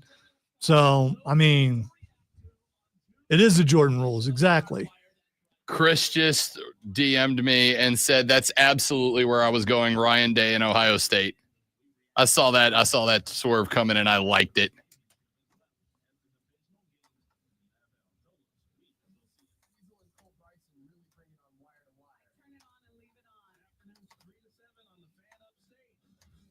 Of course, he would say that after the fact. I saw it. You saw me start laughing before he got there. Yeah, but I didn't know. No, I get you pulling the plug on. No. And your laughter could have been for either thing. I get you pulling the plug, but I saw where it was going and I freaking loved it. think it was funnier me hanging up on him. But, that's just me. The Rob Brown Show rolling on through hour number 4 here on the show. Okay. I got to do a gambling segment, but stick with me. There's a reason for it. Hey, could you not reach your hand across the console? That makes me nervous. I ain't got that wingspan. It was pretty close. You leaned into it. I got that wingspan. In the Chiefs game, at the end of the Chiefs game, there was a controversy that was not a controversy. Okay? If you missed it, at the end of the Chiefs game, the Kansas City Chiefs are up 11 points with the football. Inside of their own territory, the Chiefs end up in a 4th and 4 or 6 or whatever it was. They end up in a 4th down situation. Well, what did the Chiefs do? But snap to the punter, have the punter run straight backwards into the end zone. There were 16 and a half, 17 seconds. 17 seconds left on the clock when this play happened.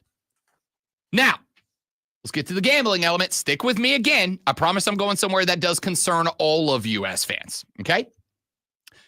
The line on this game to open was Chiefs -8. I grabbed it at -8.5. I said on our Saturday show, Bet for the Cycle, which airs every Saturday from noon to 4 on the BetQL Network, take it at 8.5. Do not take it at 9. Definitely do not take it at 9.5. Okay? Don't do that. That's the line. Do not go over 9. 9 maybe a push. Do not take 9.5. Well, the Kansas City Chiefs led 23-12. An 11-point difference, if my math is correct, and I'm pretty sure it is.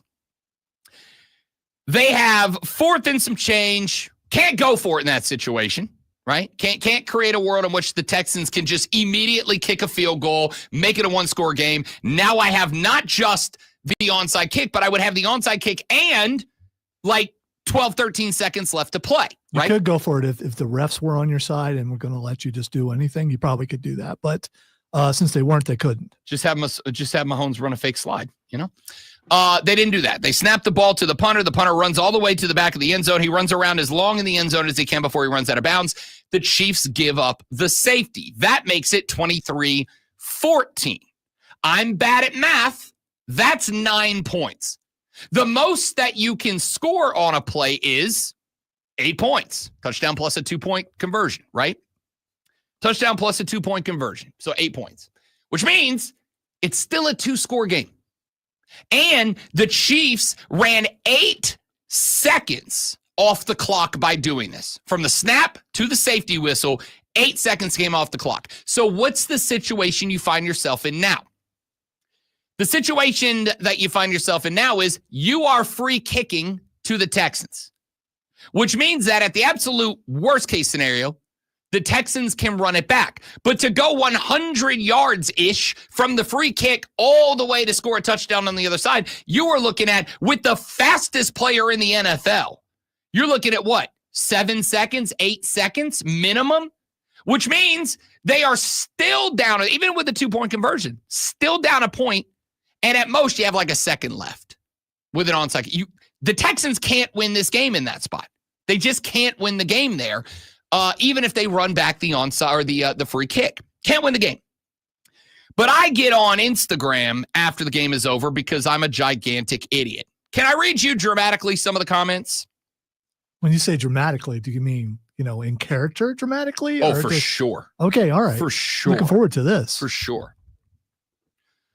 Jorge Barrito 7416 says, rigged betting ruined this game. At _A_L_F_I_E_ said, what's the purpose? What's the strategy? Rigged. At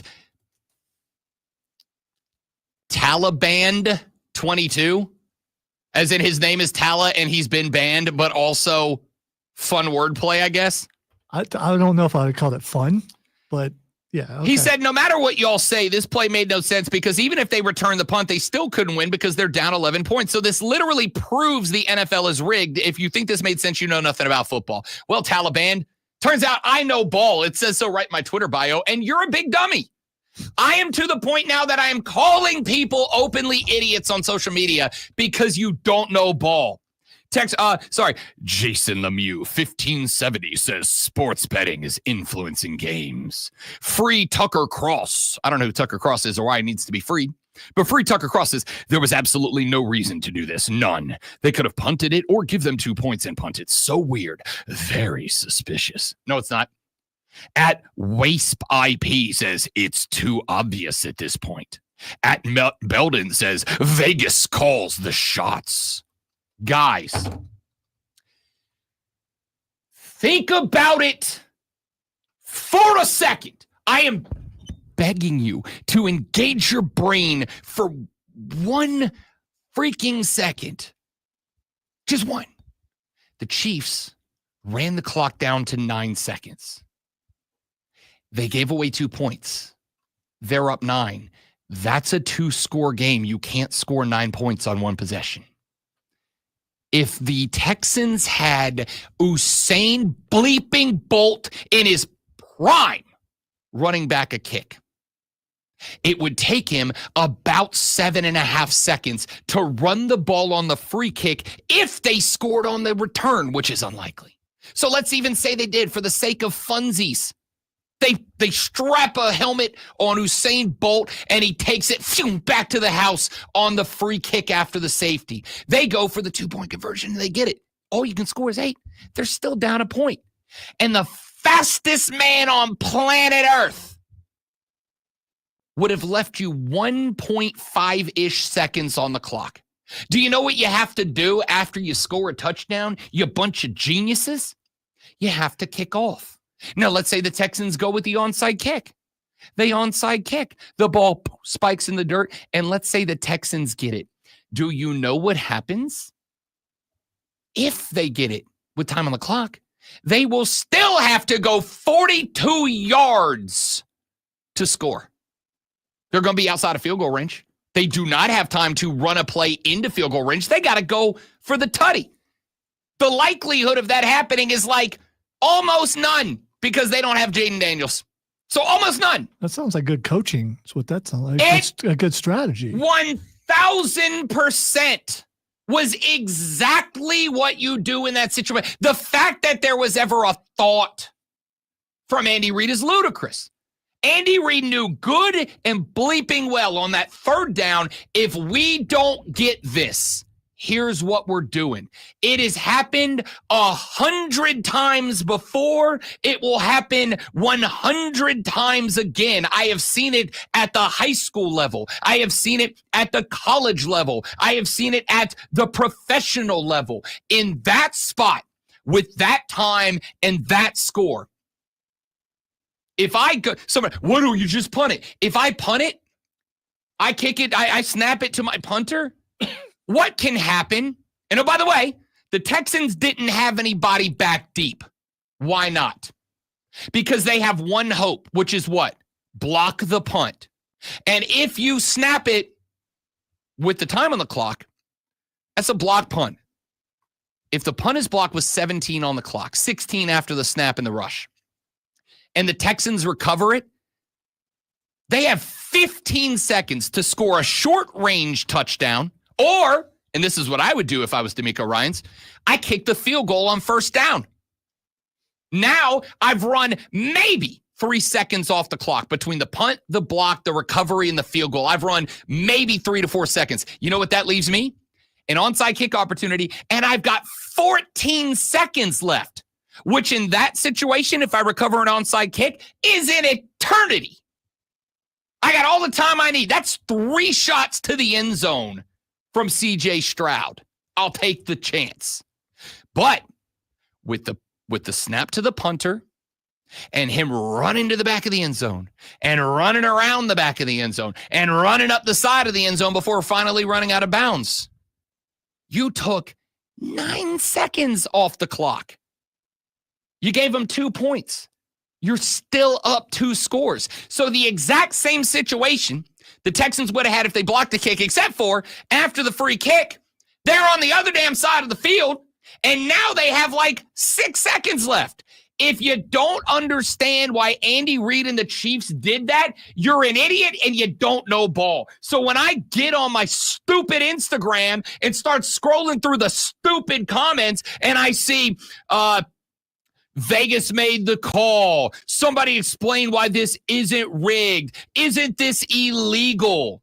No, morons, it is football 101. And let me be very clear. I don't judge people for not knowing football and wanting to learn it. Okay? I don't judge you for that. If you don't know football and you're trying to learn, this is the show to come to. This show is literally built so that it is enjoyable for every level of football knowledge. If you've never watched the game, the Rob Brown Show's for you. If you are a retired head coach at the NFL level, this show's for you. I don't have a problem with people who don't know ball but want to learn it. What I do have a problem with is people who don't know ball and then go in there and start going, that's rigged. They made the cut. No, they didn't. That is elementary level football, the way Andy Reid handled that. He handled it exactly the way the card calls for it. It's not rigged. You just don't know ball, brother. It really is that simple. Knock it the hell off. Back after this on the Rob Brown Show on the Fan Upstate.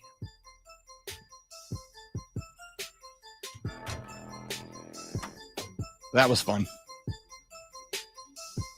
Don't be trying to take the heel back from me. I'm the heel today.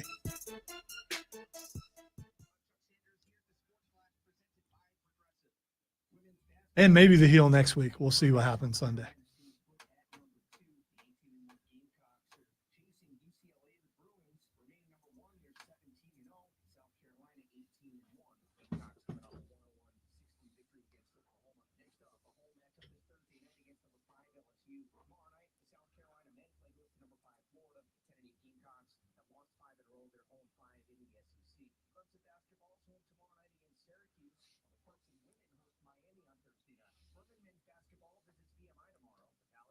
That's heel on heel violence. I don't know, James.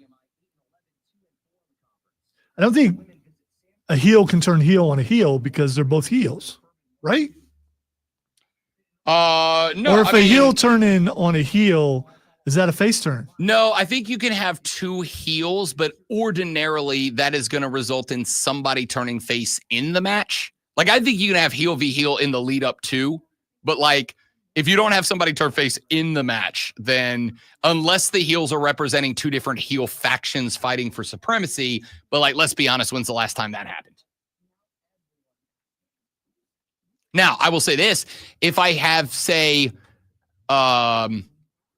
heel Kevin Owens, who Lonzo and I are correct. Kevin Owens is right.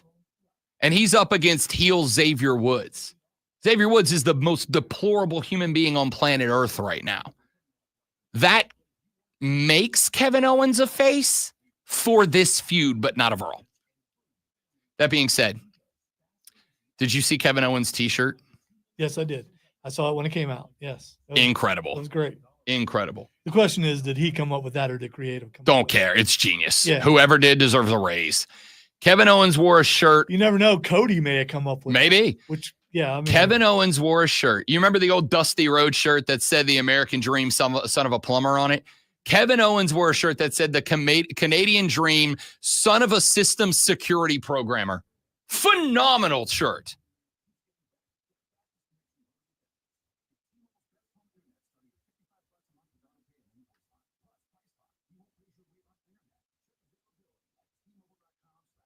Well, apparently there's something called Chiefs derangement syndrome. I feel like we have reached this area where we have created a world in which people are incapable of feeling shame. And so they just assume that if someone doesn't like the thing that I like, it's because they're deranged. They can't have a justifiable reason for disagreeing with me. And that has seeped into sports. It That's has seeped exactly into what politics. someone who is suffering from that syndrome would say. That. Not saying you are. Not saying you aren't.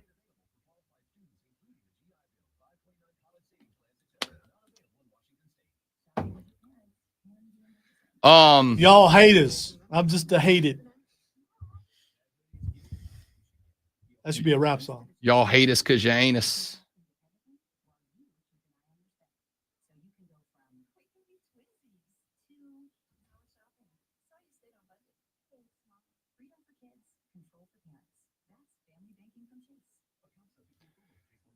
That's one of those ideas that I'm like, that is an excellent idea for helping kids understand and learn finances. In high school, Rob would have been horrified to have that. You doing that, I'm writing a rap in my head right now. So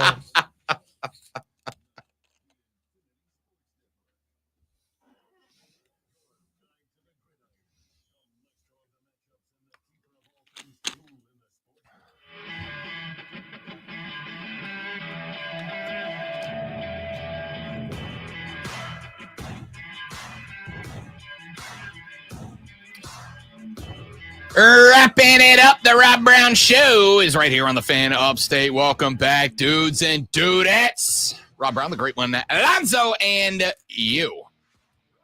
Be a part of the show.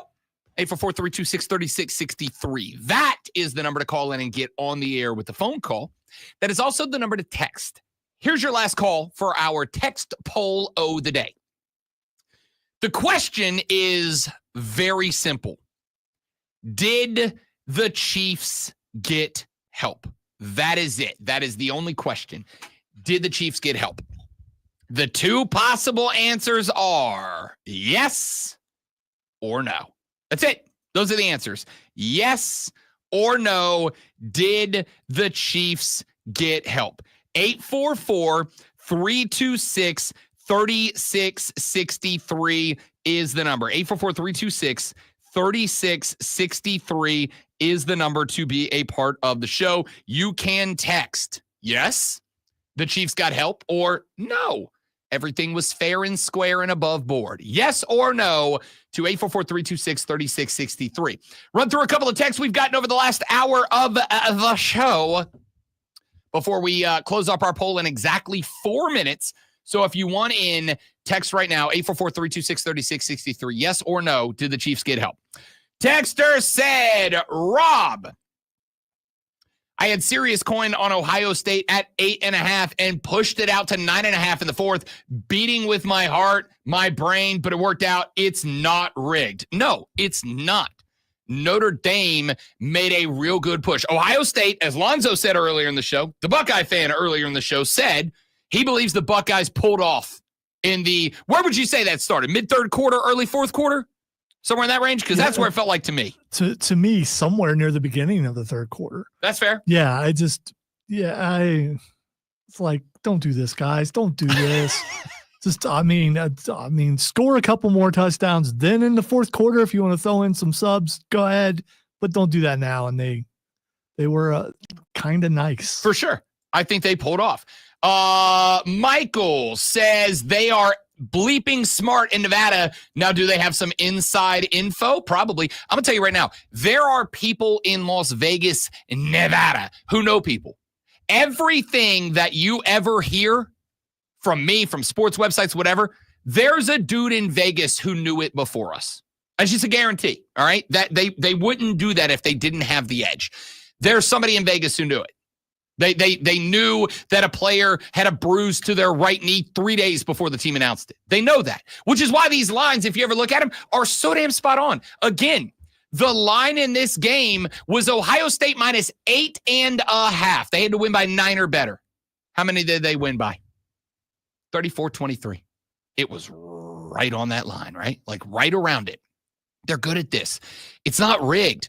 The people in Vegas have a reason to be good at what the hell they do. If they weren't, there'd be no point in them doing it. It really is simple, man. Texas said, if Troy apologizes, then you have your answer. I agree. I don't think Troy Aikman is having a 1 week change of heart.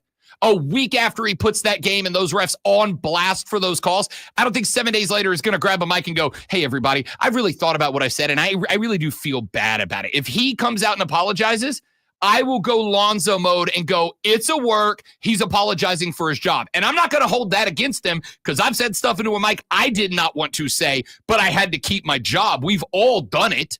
But I am absolutely not going to believe that Troy went from, oh, come on, which is literally what he said, to, my bad, everybody, I overreacted in 7 days. I don't know. I haven't checked. I know I said all that, but I haven't checked to see if they actually are doing the game Sunday. I don't know if they are or not.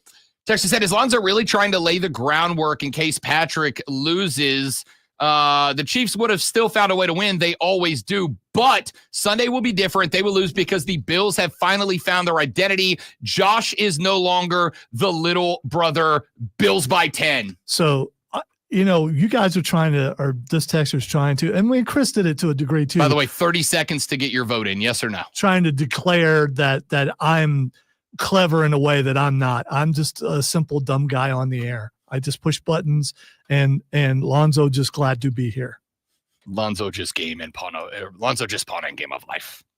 Texter says, Rob, I did not get to listen yesterday as I was celebrating, but I need to give you props for calling the Commanders over the Lions. I was convinced you were drunk when you first said it and had to just go with it. I will listen to you next time unless I disagree with you. That's fair. That's fair. I mean, thanks for the flowers. I appreciate you showing up and handing off the flowers because, yes, I do deserve them. I appreciate it. Told you. I know ball. Also was real close to that Rams upset too. I said upset in both NFC games, favorites in both AFC games. I was real close in that Rams upset. Real close. Texter said, LeBron Mahomes is a flopper. Texter said, yes, but the Chiefs would have won without it. I don't necessarily disagree with that, just so we're clear. Chiefs are a better football team than the Texans. Good teams in the Texans. They'll be better next year when they're healthy, but the Chiefs still would have won that game. My point is, we shouldn't be helping one side or the other, and I just feel like we were. By the way, it's CBS has Bills and Chiefs.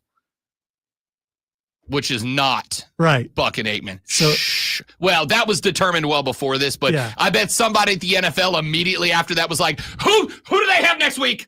We cannot put them on a Chiefs game next week. Cannot put them on a Chiefs game. Who has a Super Bowl this year? I'm sorry. The big game. The big game. TM, CM, CO, whatever it's called. Texas said, yes, Jalen Hurts doesn't get those calls. Fox has those. Okay. Yeah. All right. Tell you what, our poll is closed. So let's go take a look at our final results. Shall we? We asked you the question, very simple poll question this morning. Did the Chiefs get help? Yes or no? I need some Gomer Pyle going, surprise, surprise, surprise. We ended up, a great one, with exactly 100 votes in our poll, which is a shockingly low number. I thought this was going to be our most texted response to date, to be honest with you. But it's also Tuesday, the day after a holiday. People are kind of getting back to their lives. Anyway, did the Chiefs get help? We got 100 total votes, Lonzo. 80 yeses, 20 nos. 80% of the Armada believes that the Chiefs got assistance. I am shocked that it's not. I expect it to be somewhere about 93, 95. Not going to lie, me too. Yeah. I really did too. 80% is still a B. It's a B minus. 80% is if you got any group of Americans to agree on 80% of anything, you'd be like, holy crap, like that, what a leader. So 80% of our listeners are haters. That's good to know. It's good to know where my island is, okay? I want you all to know. You 20%, you're welcome on my island. The other 80%, take a walk. Or DX has some words for you. I want you all to know that during the break, Lonzo was in his head, this is not a joke, writing a rap song about how you hate us because you ain't us. Nope, you're all haters and I'm the hated. That's pretty good. That's a good bar. Don't take my idea. It's probably already been done. Lonzo's got bars. Got bars over here. All right. So 80% of you said yes, the Chiefs got help in that game over the Texans. Nailed the Commanders pick. You're all welcome. If you want a bunch of money like I did by going plus 250 on the money line for the Commander upset, you're very welcome on that. If you just enjoyed the game, Jaden Daniels is him. Told you. What did I say? Same thing as the Bucks. If it comes down to late game heroics, Jaden Daniels does late game heroics as a rookie better than anybody else in the league right now. Not getting past Philly, though. Why? Just not. Why? Not. Right, but why? Good Philadelphia defense. Better than the Lions? Philadelphia, I believe, is healthier than what Detroit was. I don't disagree with that. Detroit had a ton of Absolutely. injuries. I that was my primary, ask Kane, that was my primary numero uno reason why I said that the Lions were getting upset. You're just too dinged up to compete with Jaden Daniels. Here's the thing. And Detroit may have had a little sense of, yeah, we got this, and found out that they didn't. Just a little bit of that. I mean, I'm going to say this, that's not the Dan Campbell way. I mean, if it was, that's a complete break from their culture. I will say this, and this is why it is going to be interesting. The Eagles have, in the regular season, not in the playoffs, in the regular season, the Eagles had the number one defense in terms of yards per game allowed by a lot. The Eagles gave up 278.4 yards per game. The Titans were number two at 311. Here's the interesting thing, great one. 278.4 per game in the regular season. You know what they're giving up in the playoffs? 352. If they did that in the regular season, 352 yards, that would be 27th in the NFL. So, I don't know. Maybe. Maybe not. We'll see. That was all. That was all I had. Yeah, I was supposed to push a button there. Yeah. Were you waiting for it? No, I wasn't. Okay. I spaced for a moment. Diving headfirst into the 3 top stories that will have your coworkers saying, "You hear that?"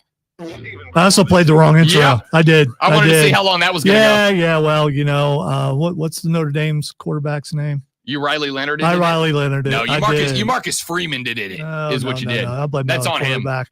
Wow. All right. So the first thing that's Xing is Kyle McCord.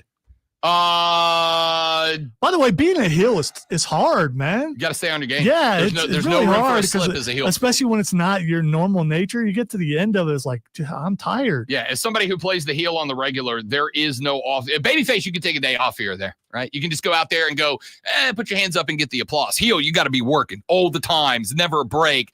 He is trending because he has can't declare for the draft. Is he in the portal again? Oh no, this has to do with what happened last night.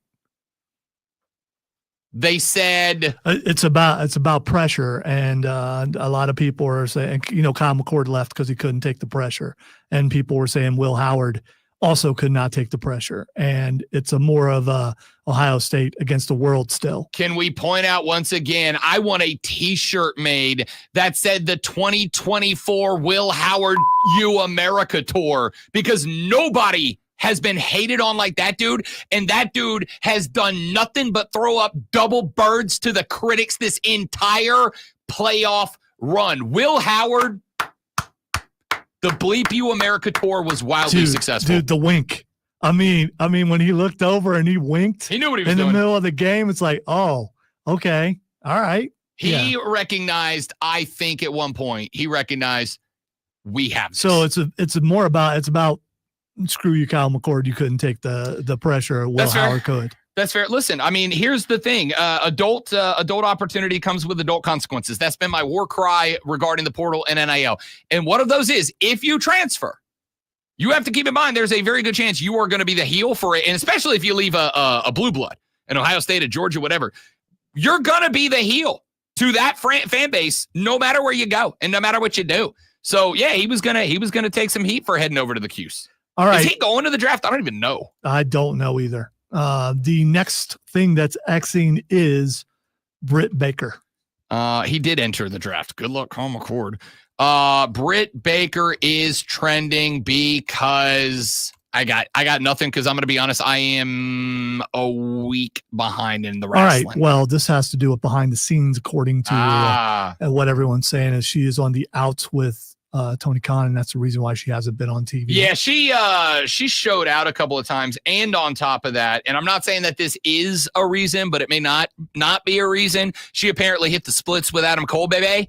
They split up, which means that having the weight of being that power couple backstage isn't there. And apparently Britt got into it with a couple of the other girls, but like the legacy girls, like the girls that have been there from the beginning and kind of put herself in Splitsville population, Dr. Britt Baker, DMD. She's still a friend of the show, Dr. Britt Baker. Oh, for DMD, sure. And for something that she gave to us, It wasn't just coming on the show. That will always be in my heart, in my head, in my soul, was the dissing of one person who's no longer here.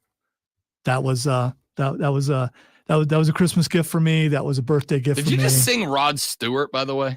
I feel like you did. I have the same kind of hair. All right. And the last thing that's Xing, I have better hair, by the way, is Blizzard. Dome every NFL stadium, snow games suck.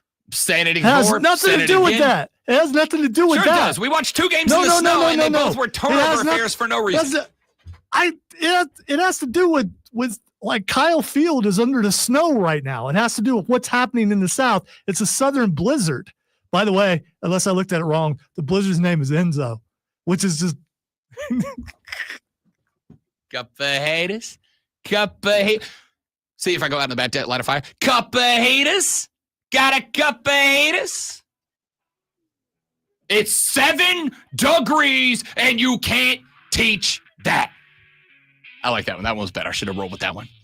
if you can't handle the southern blizzard, you are SAWFT. Soft. We'll be back tomorrow where we'll look more into the NFL's divisional round.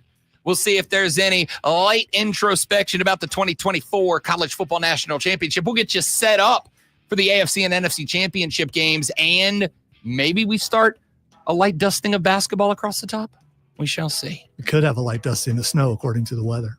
Tonight, right? Ugh, let's do it again.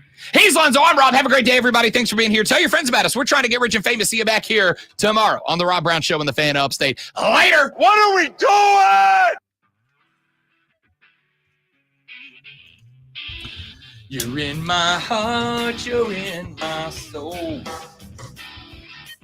You know, I got to say, Rod Stewart is somewhere around the range of people I can't stand. Like one or two of his songs I really like, but the rest, it's like, okay, the appeal is because he wore his jeans tight.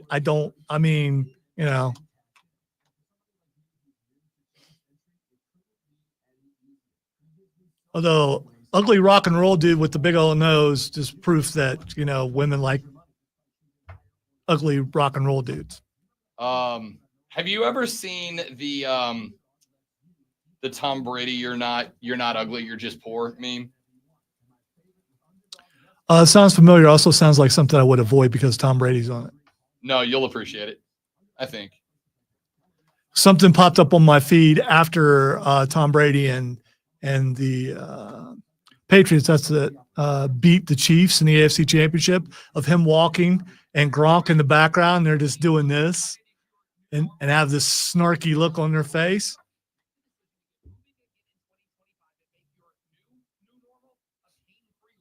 So good.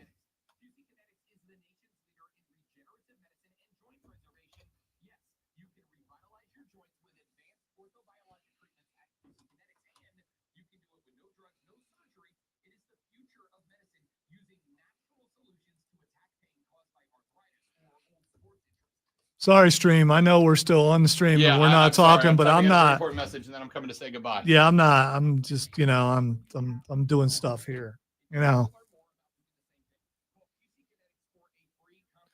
Hey, Rob, those look like snow clouds.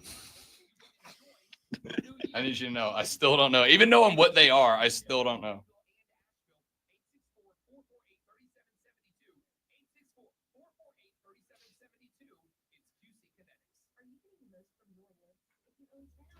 Admittedly, I'm a little concerned because my leg was doing so much better, and then suddenly I couldn't walk yesterday, which, I have extreme arthritis, which reacts to like snow and stuff.